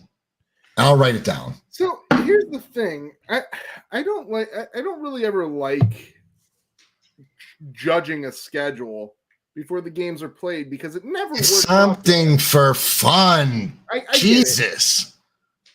You're thinking into it too much. You know, are you going 11-5? Are you going 12? Are you winning 9 games? I think there's no. You were going to the Super Bowl last year. There's no reason the Browns shouldn't win 11 games. There's no reason they shouldn't win 11 games. Their team is ridiculous right now. Ridiculous. It has no holes. No holes. There's only one spot on the team that has a arguable hole, and that's only on depth because they still have Anthony Walker, Taki and JOK on it. Otherwise, even that's fine. The rest of the team is stacked. Defensive line, stacked. Secondary, stacked. Running back room. I have the Buffalo Bills. I have the Buffalo Bills winning 6 games this year. No, they're going to win more than that. What? I have them. Reverse psychology. I have them winning 6 games. That's realistic. That's me. This is the hardest schedule I have ever seen in my entire life. Schedules I don't get mean it. shit I right get it. Schedules don't mean anything because teams are going to be this, teams are going to be that. This is the hardest schedule I've ever seen in my life. I have them winning 6 games, 2 against the Patriots. And with that said, I'm going to have some M&Ms. I don't like. Oh, I don't my like- sour Skittles. Where are they? F. Peanut M&Ms? Motherfuck. Peanut Busting out M&Ms? candy, bro. Or just regular? Is JT, Regular. Bryce Young looks very small. Bryce Young looks very, very small. I'm worried about Bryce Young. He looks even smaller than Kyler Murray. Now, I know that's probably not possible, but Bryce, did you guys see Bryce Young at rookie minicamp? Hey, let's Anybody? go through let's go through the Bills schedule real quick, okay? All right. All right. You guys tell me wins or losses. All right. Monday night, first game of the year, Jets at Buffalo. Bills. Oh, I'm sorry, at Bills at Jets. Bills. Man, I'm gonna go Jets. I'm going to go Jets. I mean, they almost beat them twice last year. The Jets almost beat us twice last year with no quarterback. Buffalo against the Raiders. Bills. Buffalo. Commanders versus Bills. Bills. Buffalo. Bills and Dolphins. Buffalo. I feel like that might be Dolphins. I feel like they're going to split with Miami. Buffalo at versus the Giants. That's a Sunday night. Buffalo. Wait. Is that at New York? The Jaguars. At Buffalo. You skip the Jaguars. Excuse me. There's a trap game in here somewhere, and I don't know if it's the Washington game or if it's the. I'll take the Giants that week. Okay, but before that, it was the Jaguars at home. I don't. What's the date on that? It's not popping up on here. October 8th. Oh, What maybe schedule it's are you looking at, Nick? Is that like overseas or some shit? Possible. Oh yeah, Jacksonville always plays one of those weird games. Jacksonville's home is the home team in the UK. Yeah, so. You know what? I'm not having fun doing this. I'm down on my Bills this year. Tony Scott says you got a ticket. Eagles. They play the Eagles. They play the Chiefs. They play the Bengals. The Cowboys. The Chargers. These are all non-conference games. The Jaguars, who I think are going to be absolutely fire this year. Those are six non-conference games. Probably the 6 hardest teams in the NFL. Those are probably the top 6 teams in the NFL. But you don't know how well. You don't know where if they're banged up and where they're banged up at. I mean, the schedule is deceiving in that regard. I could see that, but I mean, I wouldn't count the Bills out, bro. I'm not. I'm not counting them out. They're still gonna put up points. Yeah, they're going to be in those games. They're too good of a team to only win 6 games. I'm off of them this year. But even if you might be off them, and you might even be right, they might underachieve compared to what they did the last couple years. I still think they're at minimum a 9-win team, but probably a 10-11 win team. Yeah, I'm definitely saying, you're going the game versus Mahomes and the Chiefs will always be good. The Bengals, the Cowboys. The Cowboys, you're not used to playing the Cowboys, so that could be a loss. But you're familiar with the Bengals, you're familiar with the Chiefs. You should be playing those games well. So big names on there. The Jet. We'll throw the Jets in there. Jets twice, Dolphins twice, Giants, Bengals, Chiefs, Cowboys, Chargers. You're not going to lose all those games. You're not going to lose all those games. Actually, you'll probably win more than you lose. I think the Bills are good enough to win more of those games than they lose. Tony, Scott says he's got a ticket for you. Bills Chiefs again. Standing offer. There it is. Big Doug. Allen did regress last year. But I don't know if he regressed I think it was hurt. I don't know if he regressed because of his solo performance. The way they used him all season long, they beat him and banged him up running between the tackles. That's just a terrible formula for success. They really need to correct that shit. There comes a time when you're watching a team and they get close and they get closer the next year and then closer the next year and then they take a step back. That gives you this feeling like you're never going to do it. Like you're never going to do it. Like when the Cavs kept going to the finals with LeBron, they went to the finals against the Warriors and you're like, wow, they could actually do this. And they couldn't get over the top because LeBron lost everyone except for Delly. And then the next year in 2016, they went back to the finals and they won the finals. That progress is exactly what it is. It's progress. When your team progresses and then they take a step backwards, it does something to your fandom. You're like, what do we got to do here? We got to blow this up. Michael Jordan, when he was going against the Pistons and couldn't get past the Pistons, he kept running into the Pistons, and then finally got past the Pistons and won the championships. He was progressing, and if you're not progressing, staying put. When you digress, and that does something to your fandom, and that's what we did last year. I'm thinking like at the worst, we're going to face the Chiefs in the AFC Championship and lose to them again. At the worst, that would be staying put. And we didn't even make it to the AFC Championship. That was a digressed season, and it did something to my fandom. It pissed me off, and it made me worry about what direction we're going in. It makes me worry about how the fuck you plan on playing in Buffalo, New York in December and in January when fucking season matters and you can't run the motherfucking ball. That worries me. How you can't get a pass rush on an offensive line where 4 of the 5 guys are backups. That bothers me at home against Joe Burrow, where their starting offensive line suck dick anyways, and you're going against their backups, and you can't fucking get to that guy. It's their pressures were fucking awful. They weren't able to get pressure last year once they lost Von Miller. Gabe Davis digressing last year after what he did against the Chiefs. You're thinking he's coming into this season and he's going to murder this season. And the next thing you know, he like has a sweet week 1 and you don't see him again for like another 6 weeks.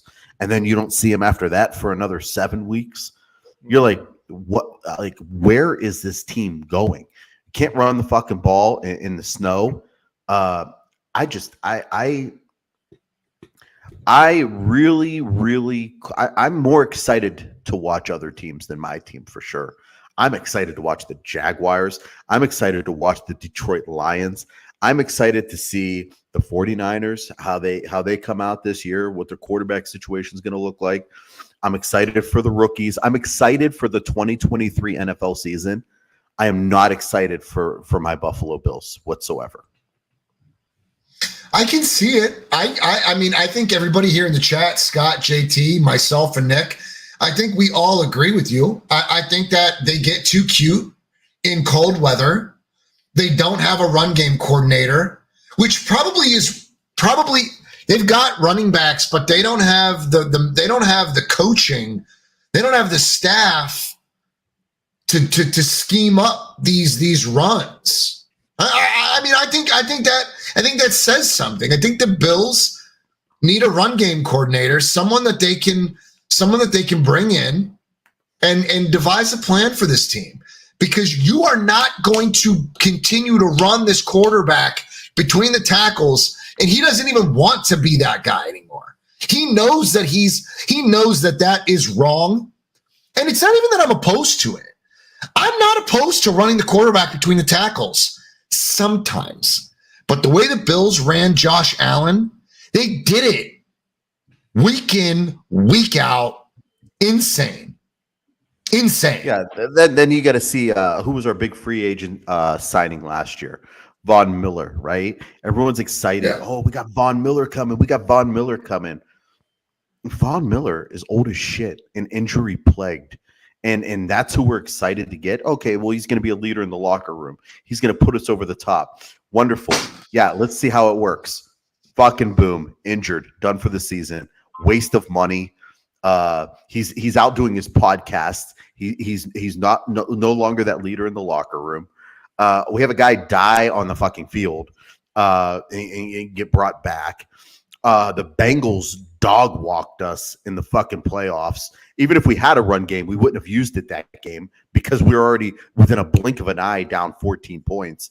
It's just it was a bad fucking look last year. It was a bad way to end the season. And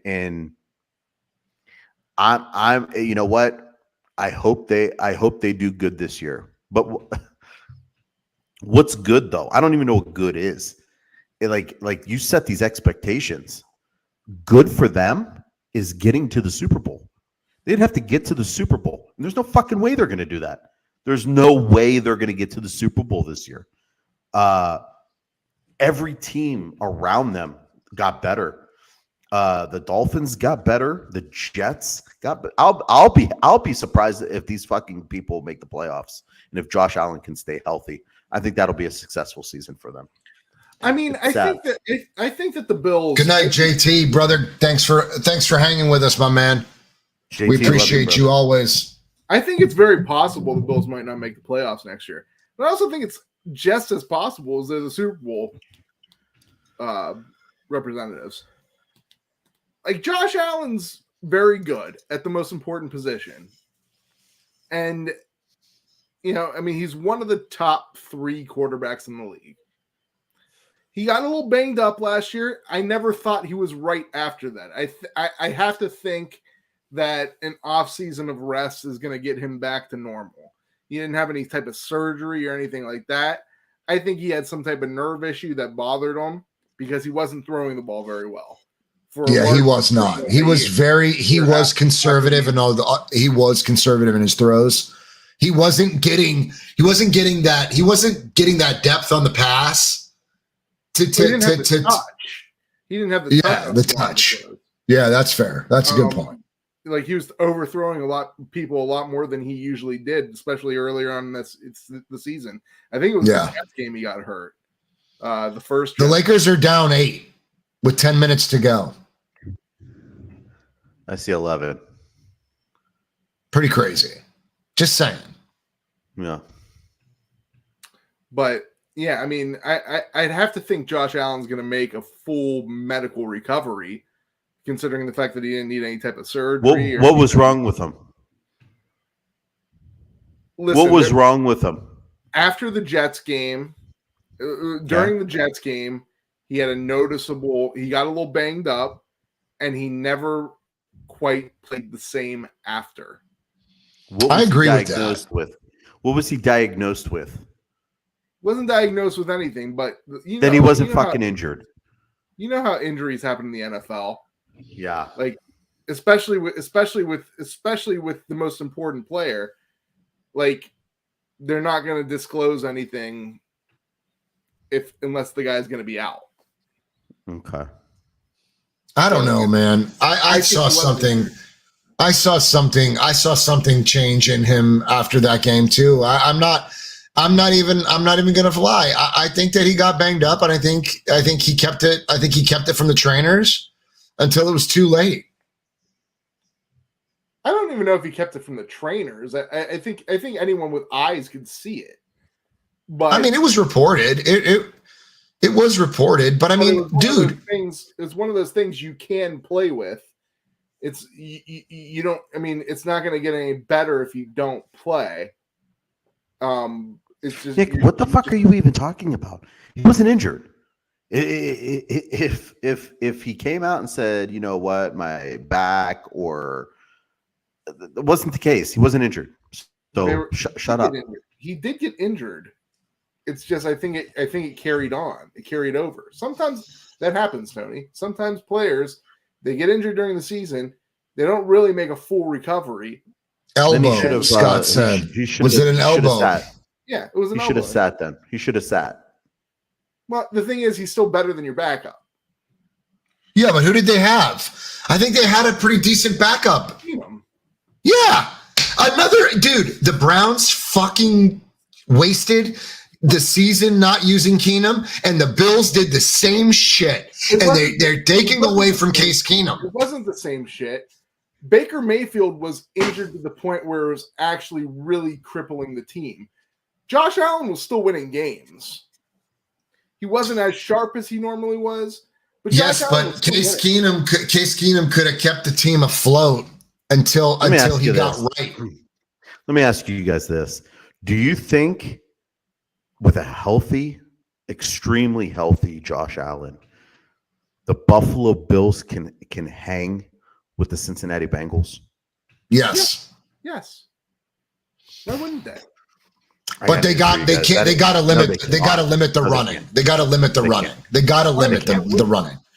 They can't hang with them. Continue. Do you think they can hang with the Kansas City Chiefs? They've done it in the past. I mean, it's any given Sunday, I believe.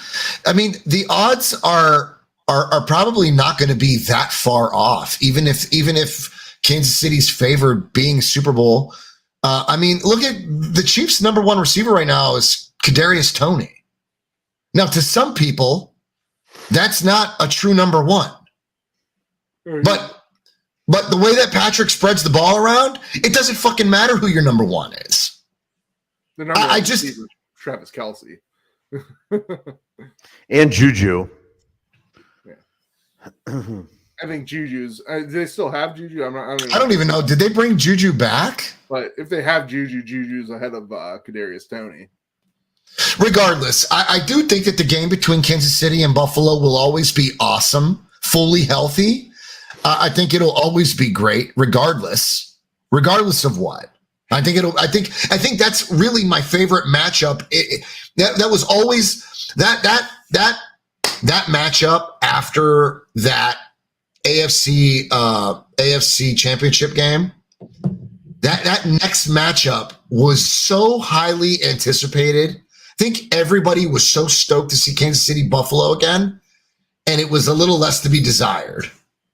But maybe because Buffalo doesn't run the fucking football. I'm a Philadelphia 76ers fan too. And I remember I dropped my son off after game. I think after game 4. No, it was after game 5. We just won game 5. We took a 3-2 lead going back to Philadelphia.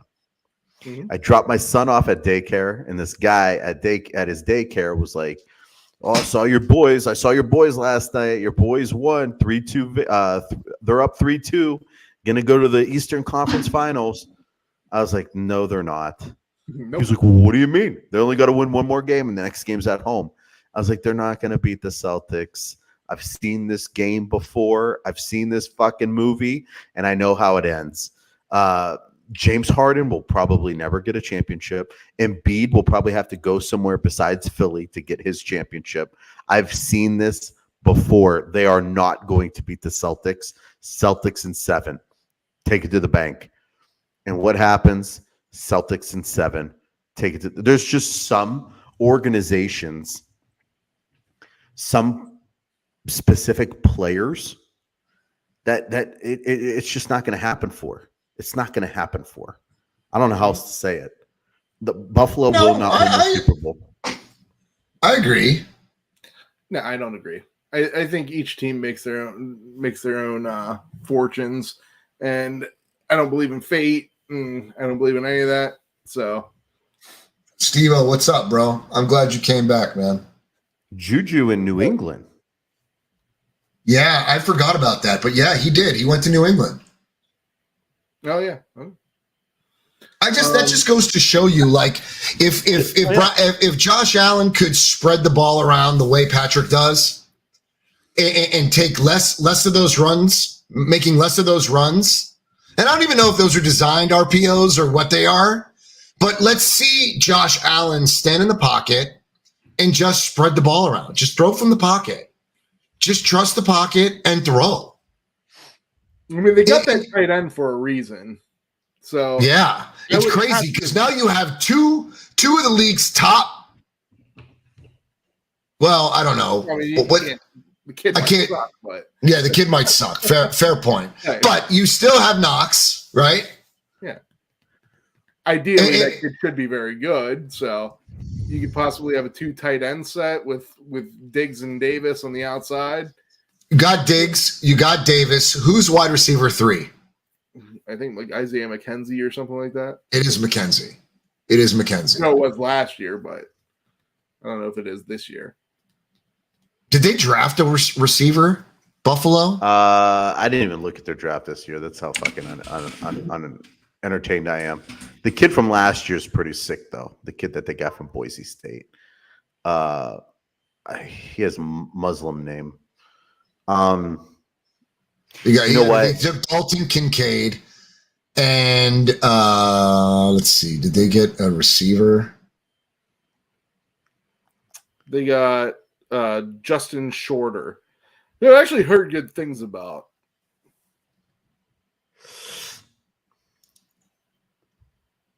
They got another corner. So I don't know, bro. I mean, I have heard good things about Justin Shorter, but he was a mid round pick, so you can't necessarily guarantee that he's going to make much of an impact. that doesn't mean shit. I doubt he's like I got news for you. The Browns, Nick. I got news. What? They're gonna suck. They're not going to suck. They're not going to Buffalo. suck. There's no Buffalo's reason. gonna suck. There's no. I Reason know for you're upset, but they're not going to suck. Bro. There's no reason for the Browns to suck. If the Browns are gonna suck. Browns are gonna entirely suck because the organization sucks. that has nothing to do with anything. Yes, it does. I think Schwartz, Tony. I think defensively. I think defensively under Jim Schwartz, the Browns probably look the best they ever did. Remember, on paper, the Browns were favored just below the Niners to make a Super Bowl run last season, and the season before that, without McCaffrey. I think it was probably the season before. Yeah, I think it was that the season before. Here's the thing: It the Browns were. I want to say they were 7-9, or I forget what their record was. I think They're going to suck next year, Nick, because the organization sucks. No, that's I'll not fix true. that, Steve-O. I'll fix that. That's the dumbest thing said in sports. No, it's not. That's the dumbest thing said in sports. People are saying the Browns are going to stink because the Browns are going to stink. When if you go position by position, Doesn't matter. position by position, the Browns are better than 95% of the teams in the league. Oh, So- fuck me. So wait. So the players are better than position by position, right? Yes. Yeah. So then why didn't they win the Super Bowl last year? Because the organization sucks. Because The last Because coaching he's sucks? fucking delusional. Because last year, even though they had great talent at other positions, at one of the most important spots, they had historically bad talent. And Like on, what? on top of that, we had a defensive coordinator that was historically bad. So it's part of your Okay. organization. Yeah. Well, we fixed that. Oh, so you changed the defense coordinator. All of a sudden, you guys are going to be Super Bowl contenders. Yeah. Well, I mean, it does. Listen, I mean, to defend him in this particular. I can't fucking wait till week 1 when we're watching the fucking Browns together at BW3s, and we got that waitress that doesn't talk to us, and so she's gonna make it fucking uncomfortable, and we're gonna watch it come down to the.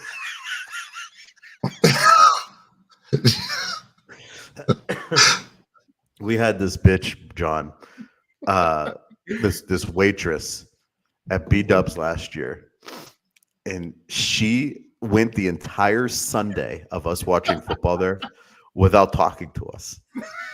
I don't know how it was even It's possible. kind of incredible, actually. Nick walks in and he waves her down, and she walks over and he goes, "Do you guys have Coke products?" And of course, every week they say, "No, we just told you this last week. Pepsi products." So I remember this week Nick flagged her down, and she walked over, and Nick was like, "Can I get a Pepsi?" And she wrote it down and just walked away. And I was like, boy, that was uncomfortable. And she came up, like, Nick had to flag her down again, and she came over, and he was like, "Another Pepsi, please." And she like snatches his drink and goes back and gets him another Pepsi.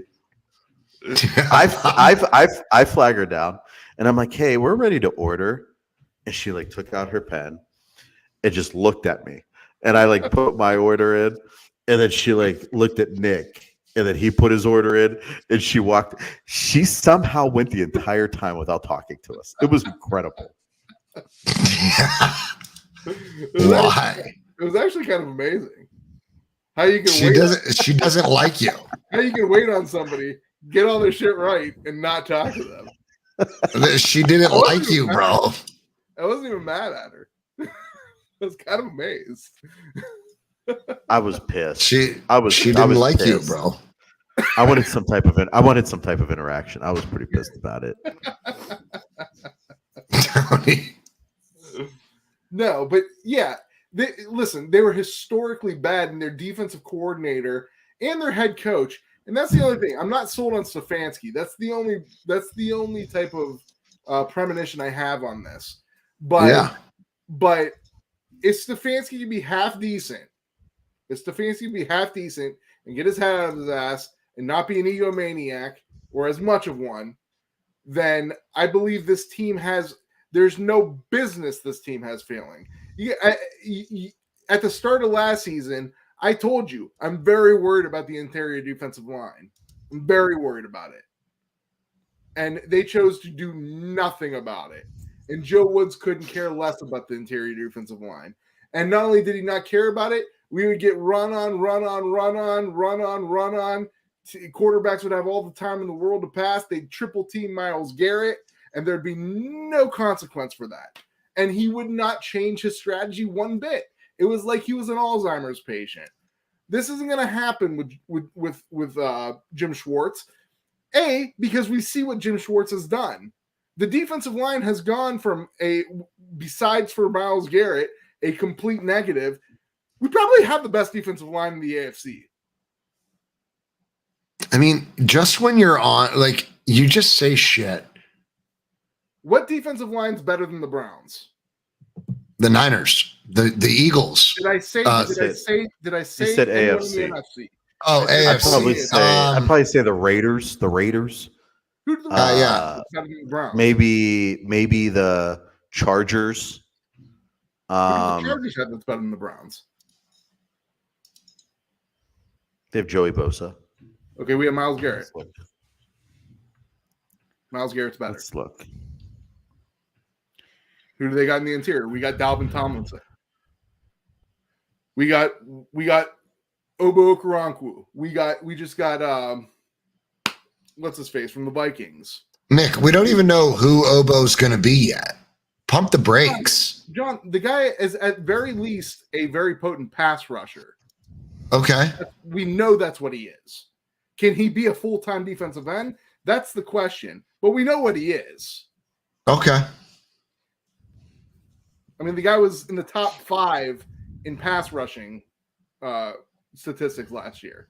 Now, granted, it wasn't on the same size. It wasn't on the same scale as someone like a Myles Garrett who played every game. So this website has the Tennessee Titans. The Tennessee Titans #1. Mm-hmm.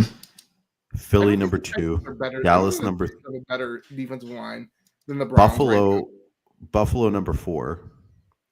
San Francisco #5. Giants #6. The Jets #7. Bengals 8. This is all what they're ranked what they were ranked previously. No, this is so the Cleveland Browns are ranked 12th. They're underranked. That's the underranked. They're the Browns. Moving the goalpost. They're the Browns. Obviously, we know that we see the talent, but we know they're not going to be that good. What's up, Brandon? Good to see you, fam. B-Dubs. What's up, B-Dubs? Why does B-Dubs ghost us and not come on our show? John, what the fuck? You're in charge of getting all guests lined up on the show, and we cannot get anybody anymore. It's basketball season for B-Dubs. They were, well, actually, not anymore. Sorry about that, B. I'll get them on, man. Some of these guys should just know that all they want to do is just like media. Yeah, look at media. Media just sends me a message. Hey, man, you mind if I come on? Yeah, absolutely. Come on. You know what I mean? Like B's got that B and bash. Like, that's all I got to say. You know, the invitation's open. Just come on. B and Bash would be B-Dubs and Bash would be a good combo to have on one night. Those are two good dudes, and they just like know how to like take turns and shit. They're not like Nick, like just interrupting every fucking word. I knew you were gonna do that. Knock knock. Knock knock. Tony, knock knock. Why do you keep doing that, Nick? Because I want to go interrupting Cal. I bet you the Steelers. I bet you the Steelers finish on top of the Browns this year. No, they won't. Steve-O, I fixed that, man. For as bad as you think the Browns were last year, and in many ways they were, they won 7 games and they lost 2 of them like the most ridiculous ways possible. They really should have been a 9-win team. They won a few with the most ridiculous ways possible too. Like what? Like week 1? Like week 1? You mean when we almost gave up, when we almost lost in an other most ridiculous way possible? Yeah, and you made like a 62-yard field goal to win the game. It was a 58-yard field goal. A 58-yard field goal to win the game. Yeah. That was like the only kick that dude made all year too. We were up going into the fourth quarter, Tony, like by like 3 touchdowns. They made a comeback on you. You should have lost. Okay. What I'm saying is that this team, even with historically bad interior defensive line play, to the point where teams could just run at will. The Falcons ran like 15 straight times on us. And I'm going to say the Browns finished dead last in their division. I'll bet you. Let's bet. I'll bet you. Let's bet. What do you want to bet? You tell me. Should we do some hot shit again? No. Neither of us like that. There's no reason for that. We should step it up. If we're going to do any hot shit, we should get the hottest shit on planet Earth. You don't want that fucking mongoose. And Tony has to have a reason to come back and get his sneakers. He misses got my sneakers. I got your sneakers. How about this? Which size shoe you wear, John? 11 and a half. 11 and a half. Yeah. Put your foot in that sneaker and see if it fits. You probably already did too, you slimy son of a bitch. No, I didn't. But I'll tell you what. I was curious how a pair would look. So I slipped my foot in. I was like, "Oh, these are cozy." But Tony, I don't know what you do. You wear your shoes like Slater from Saved by the Bell. You don't tie this shit. Like you go through all the trouble to like make sure that they don't. Like you'll never have to tie them. Yes. How about this, Tony? I'm too fat to be fucking tying shoes. Were you kidding? Your foot. I put my foot in there. I was like, is this motherfucker retaining water at his feet? Are his feet swelling? What the fuck is going on? Who's pregnant over there? Tony, this is the bet. Yeah, I ain't tying shoes. I'm 40, bro. You stop tying shoes at 40. What, Nick? Get some Velcro. If the Browns Is he still fucking talking about the Browns? Jesus Christ, Nick. Finish last. You get Okay. to slap the shit out of me live on the locker room rant. Oh my God. Wait, finish last in the division? Yes. All right, what's the The other? Ravens What do better. you get to do to me? If the Browns come in second or third, it's a push. If the Browns win the division, I get to slap the shit out of you. No live bet. on the locker room rant. No bet. Yes. I mean, No. you wanted to bet that they would come dead last. Like, are we talking about like those slap wars where like Yeah. they line it up and you Slap war. fucking just knock them out? Slap war. You would fuck. If, dude, You would. if you do that You to would me knock or me Tony, out with I'm your shooting bare you in the paws. leg. You would knock me out with those bear paws of yours. No bet. Dude, those aren't How even about bear this? paws. Those are How about 7-year-olds mitts. Those are mittens. Those How are about not those are not paws. How about this? If the Browns finish first, you get the mandible claw me. I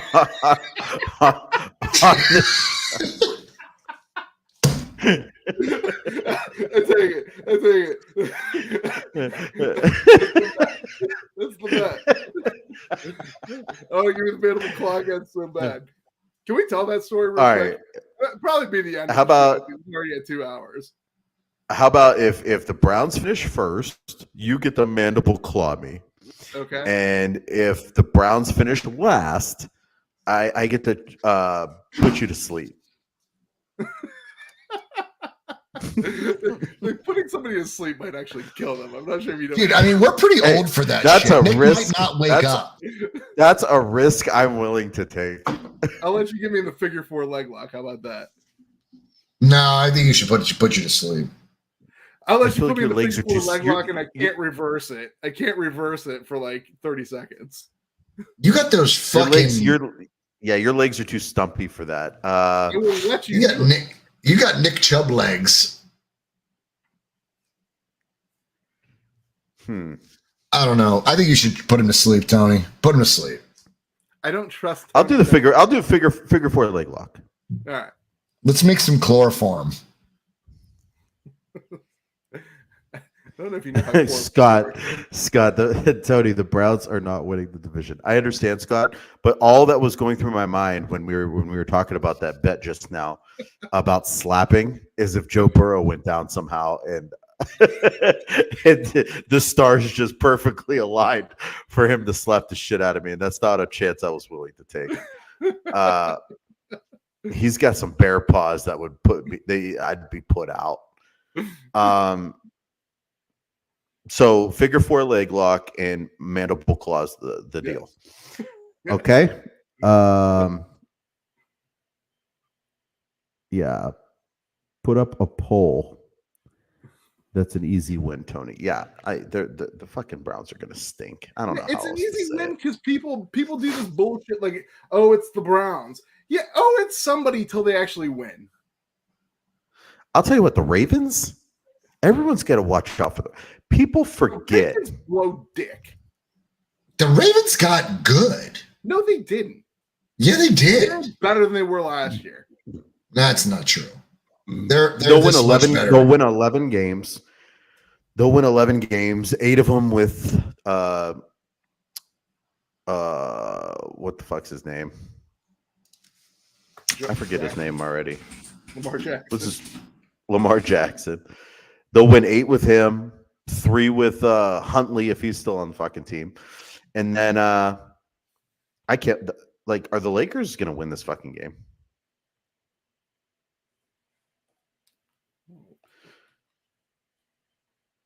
I'll tell you what, though. My defensive player of the year. I'm already calling defensive player of the year. You ready for this one? Patrick Queen. Patrick Queen. How's he going to win Defensive Player of the Year? Why? Why would Patrick Queen win Defensive Player of the Year? Isn't it I'm pretty sure Schroeder's legs are going out on him. Like, I'm pretty sure they want to get rid of Patrick Queen. What are you talking about? What am I talking about? The talk has always been the talk.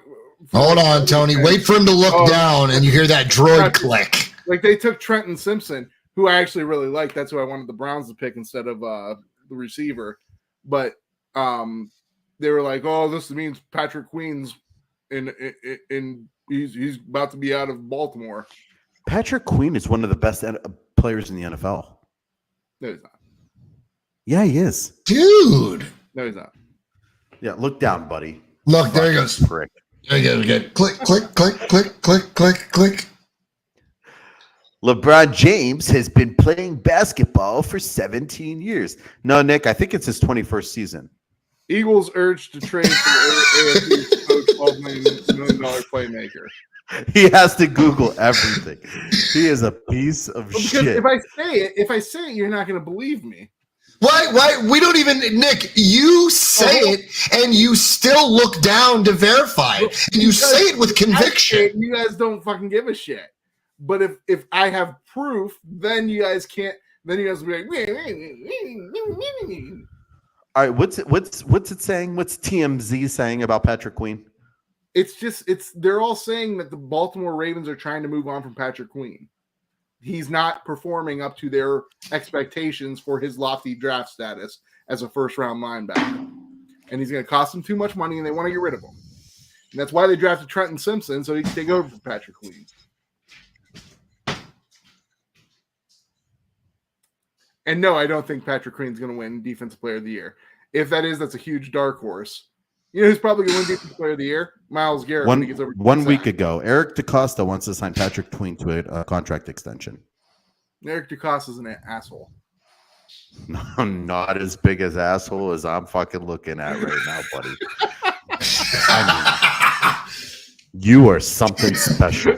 You're like the fucking National Enquirer. You just say whatever the fuck pops in your fucking mind. I do a lot of research on this shit, and I know the Ravens don't want. You do no research on anything. I know the Ravens want to move on from Patrick Queen. Nick does a lot of research on anything. Mm-hmm. Yeah.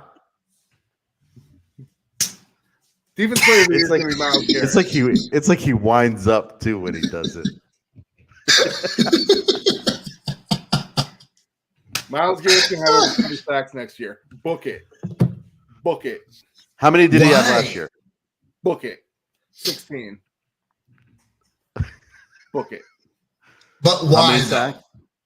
Because he got 16 sacks. He was triple teamed just about every damn play. He's still going to get double teamed. He's not going to be double teamed. He's going to be double teamed. How are you going to double team him? Who? He's going to demand the double team so that your other playmakers get all the sacks. Okay, then that means we have one of the best defenses in the league. I'll take that.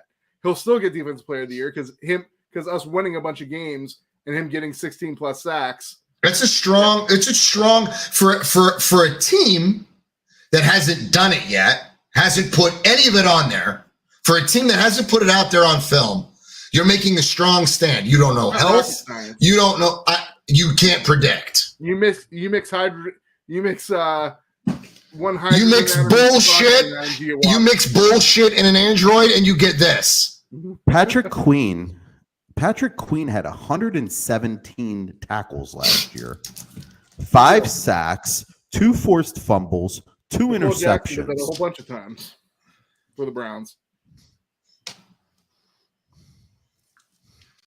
You're just an asshole. The Lakers are down 3. Well, that YouTube TV over there. I don't know, John. I don't know either, bro. I'm trying to tell. That's why I'm telling Brandon, don't do this shit. Oh my god. That was all right. All right, Russell Wilson, sit down, bro. Did you see that dunk yet? No. 2 minutes, 26 seconds. Oh, I'm way past that. I'm at 1 minute 36. Oh, I'm God. right in the middle of you guys. The hell's Tony talking about over there?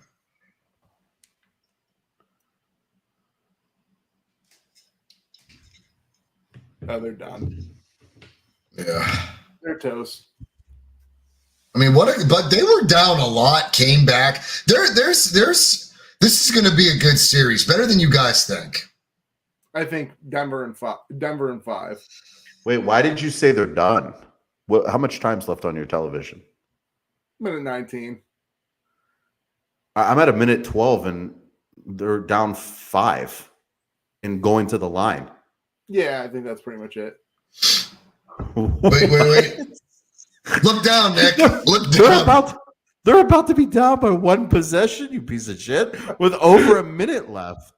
You didn't know that from a minute 12, it just goes 1 minute 12, 5, 4, 3, 2, 1. I thought their chance was for Reeves to hit that 3. And he missed Third it. down, 1 possession game with a minute 12 left. Who could come back from that deficit? 1 minute 12, 1 minute 11, 1 minute 10, 9, 8, 7, 6, 5, 4, 3, 2, 1, 0. It's a 3-point game with 1:12 left. Done. I've seen it once. I've seen it before. Tell you, man, it's done. Listen to him. Look at him leaning back in his chair. Slightly worried. Yeah, it's done. No worry about it whatsoever. Oh, they got the ball. Could tie it up here. They're not going to. Reeves putting Reeves in position. There's LeBron. Schroeder just sacrificed his body. Mhm. I hate when he does that, Tony.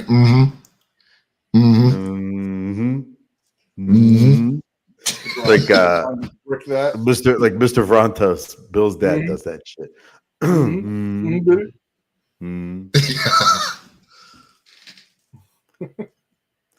Dude, Jokic is too good. Yeah, it's too good. He is, man. He is. Yeah, you're gonna have that one game. You're gonna have that one game that that LeBron blows up. Are you guys surprised at all with the society we are in these days? The touchy, the touchy society. we're in Yeah, these I days. wish they would just I'm let them actually- fucking play. I'm actively fighting against that. What are you guys even talking about? I don't think Tony's talking about basketball. I think he's talking just in general. I'm getting into a question, you sons of bitches. You guys keep answering and shit without me even asking a question. I thought Are you were you guys- talking about the foul call. No, are you guys surprised in the society we currently live in that they're coming out with a new white men can't jump? I didn't know that. Later, Scott. Thanks for rocking out with us, brother, for 2 hours, 12 minutes. You're a gem, See you, bro. Scott. See you, Scotty. That seems I had like no a weird- idea. That seems like a weird movie to remake.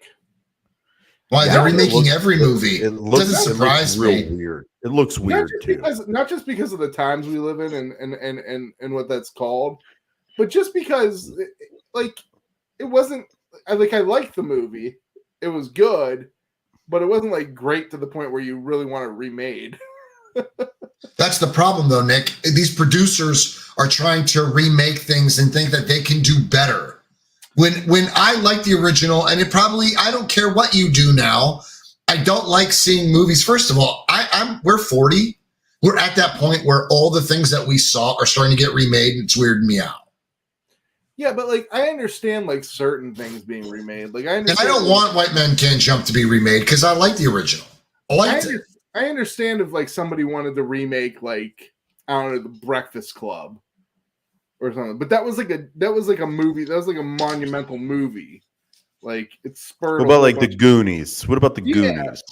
I could see the Goonies being remade or something like that, but those were really big freaking movies. White Men Can't Jump was not that big of a movie. It was. They were within 3. They were within 4. It's insane to me. Yeah, I told you. Jokic. Yep. And then LeBron just giving up on the play. What the fuck was that? Dude, he literally. I don't know, man. I've never seen him do that before. I've never seen him just give up. I told you they were done. I mean, you know when you're They were done in a minute 30. No, he got fouled actually, but At a minute, Man. it's over. I'm telling you guys, this series isn't going to be. It's going to be a good series. I think it's going to be a good series. This was a good game tonight. This was a great game tonight. This was a good game. It's a good game. yeah, I feel like they took their pedal off the gas. I think I'm You think Denver? I'm gonna say Denver sweeps. I'm sticking with it. I'm gonna say Denver in 5. Denver looks like they're gonna. I mean, you're always gonna have that one game that LeBron probably blows up, but I think Denver takes it in 5. No, man. I think this is gonna. I think we're gonna see a game 7 here with the series. I think those days of LeBron dropping like 40 points in the playoffs are done. I mean, has he dropped 40 in the playoffs this year? I I don't think he's hit 40. don't think he has to. I mean, no, I don't think so. No. No, this has been Davis's. This has been Davis's series. Davis has been the one that's been doing the heavy Playoffs. lifting. Yeah. Okay. So we're at 2 minutes and 16, 2 hours and 16 minutes. Yeah. What do you guys say we wrap this up? My ass hurts from sitting in this chair. Dude, let's call it a night. This is a great show tonight. Everybody that rocked out with us, we respect you. We love you guys. Thank you so much for supporting us always. We took a leave of absence for a minute there, and you guys patiently waited for us to come back. We love you guys. Our boy John went and got hitched. I did. Yep. These guys were Nick was my best man. Tony was my groomsman, and we had a great time. Nick was the best man. Tony was the better man. Nick gave the worst fucking. Nick gave the. Nick gave the worst. Nick gave the worst wedding speech my ears have ever heard. That was the wrong Pearl Jam song. Nick gave the worst wedding speech my ears have ever heard. It was not the worst wedding speech. My wedding speeches are always fantastic. It was so bad. I mean, dude, he cried. He I basically just got a he little cried emotional. through the whole damn thing. I don't even think he got much of the words out. He cried like a bitch. He cried like a bitch. He said some stupid joke about the bride that did not go over well at all. Like It was nobody laughed. It was a great joke. It was the worst wedding speech I've ever heard. It was you're full of shit. It was the worst. You're full of shit. I had nothing but praise and admiration for my wedding speech. He said people are lying. People are lying. Nick, Thank you, Laney. Good night. We appreciate you. Thank you so much. my favorite part is when Nick knew he felt that it was going bad, so then he just threw some fake alligator tears in there to make it to try to smooth over how bad it was going. He was like, yeah. So the 3 things I like best about John. The 3 things I like best about John. First is his perseverance. 2 is his adapt to overcome, and number 3, well.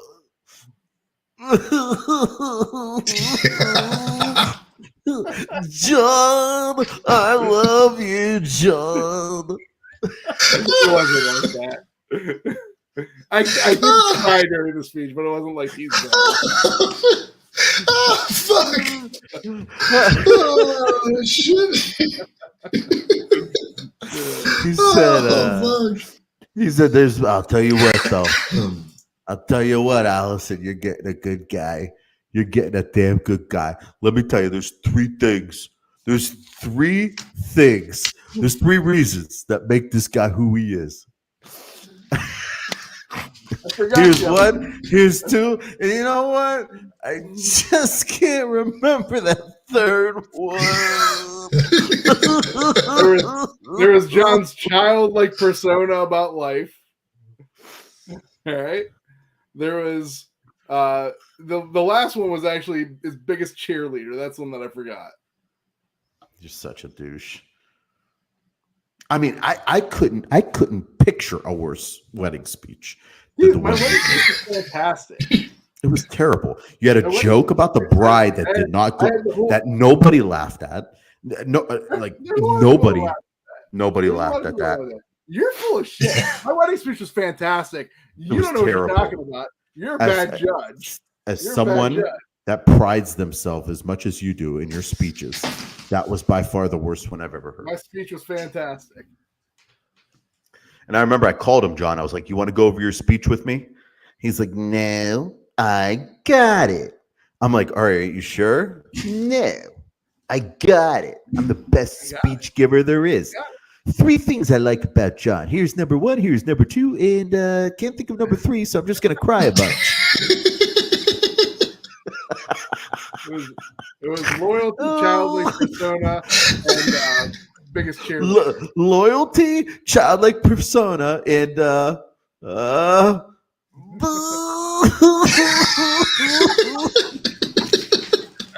I didn't cry like that at the end. It was like in the middle.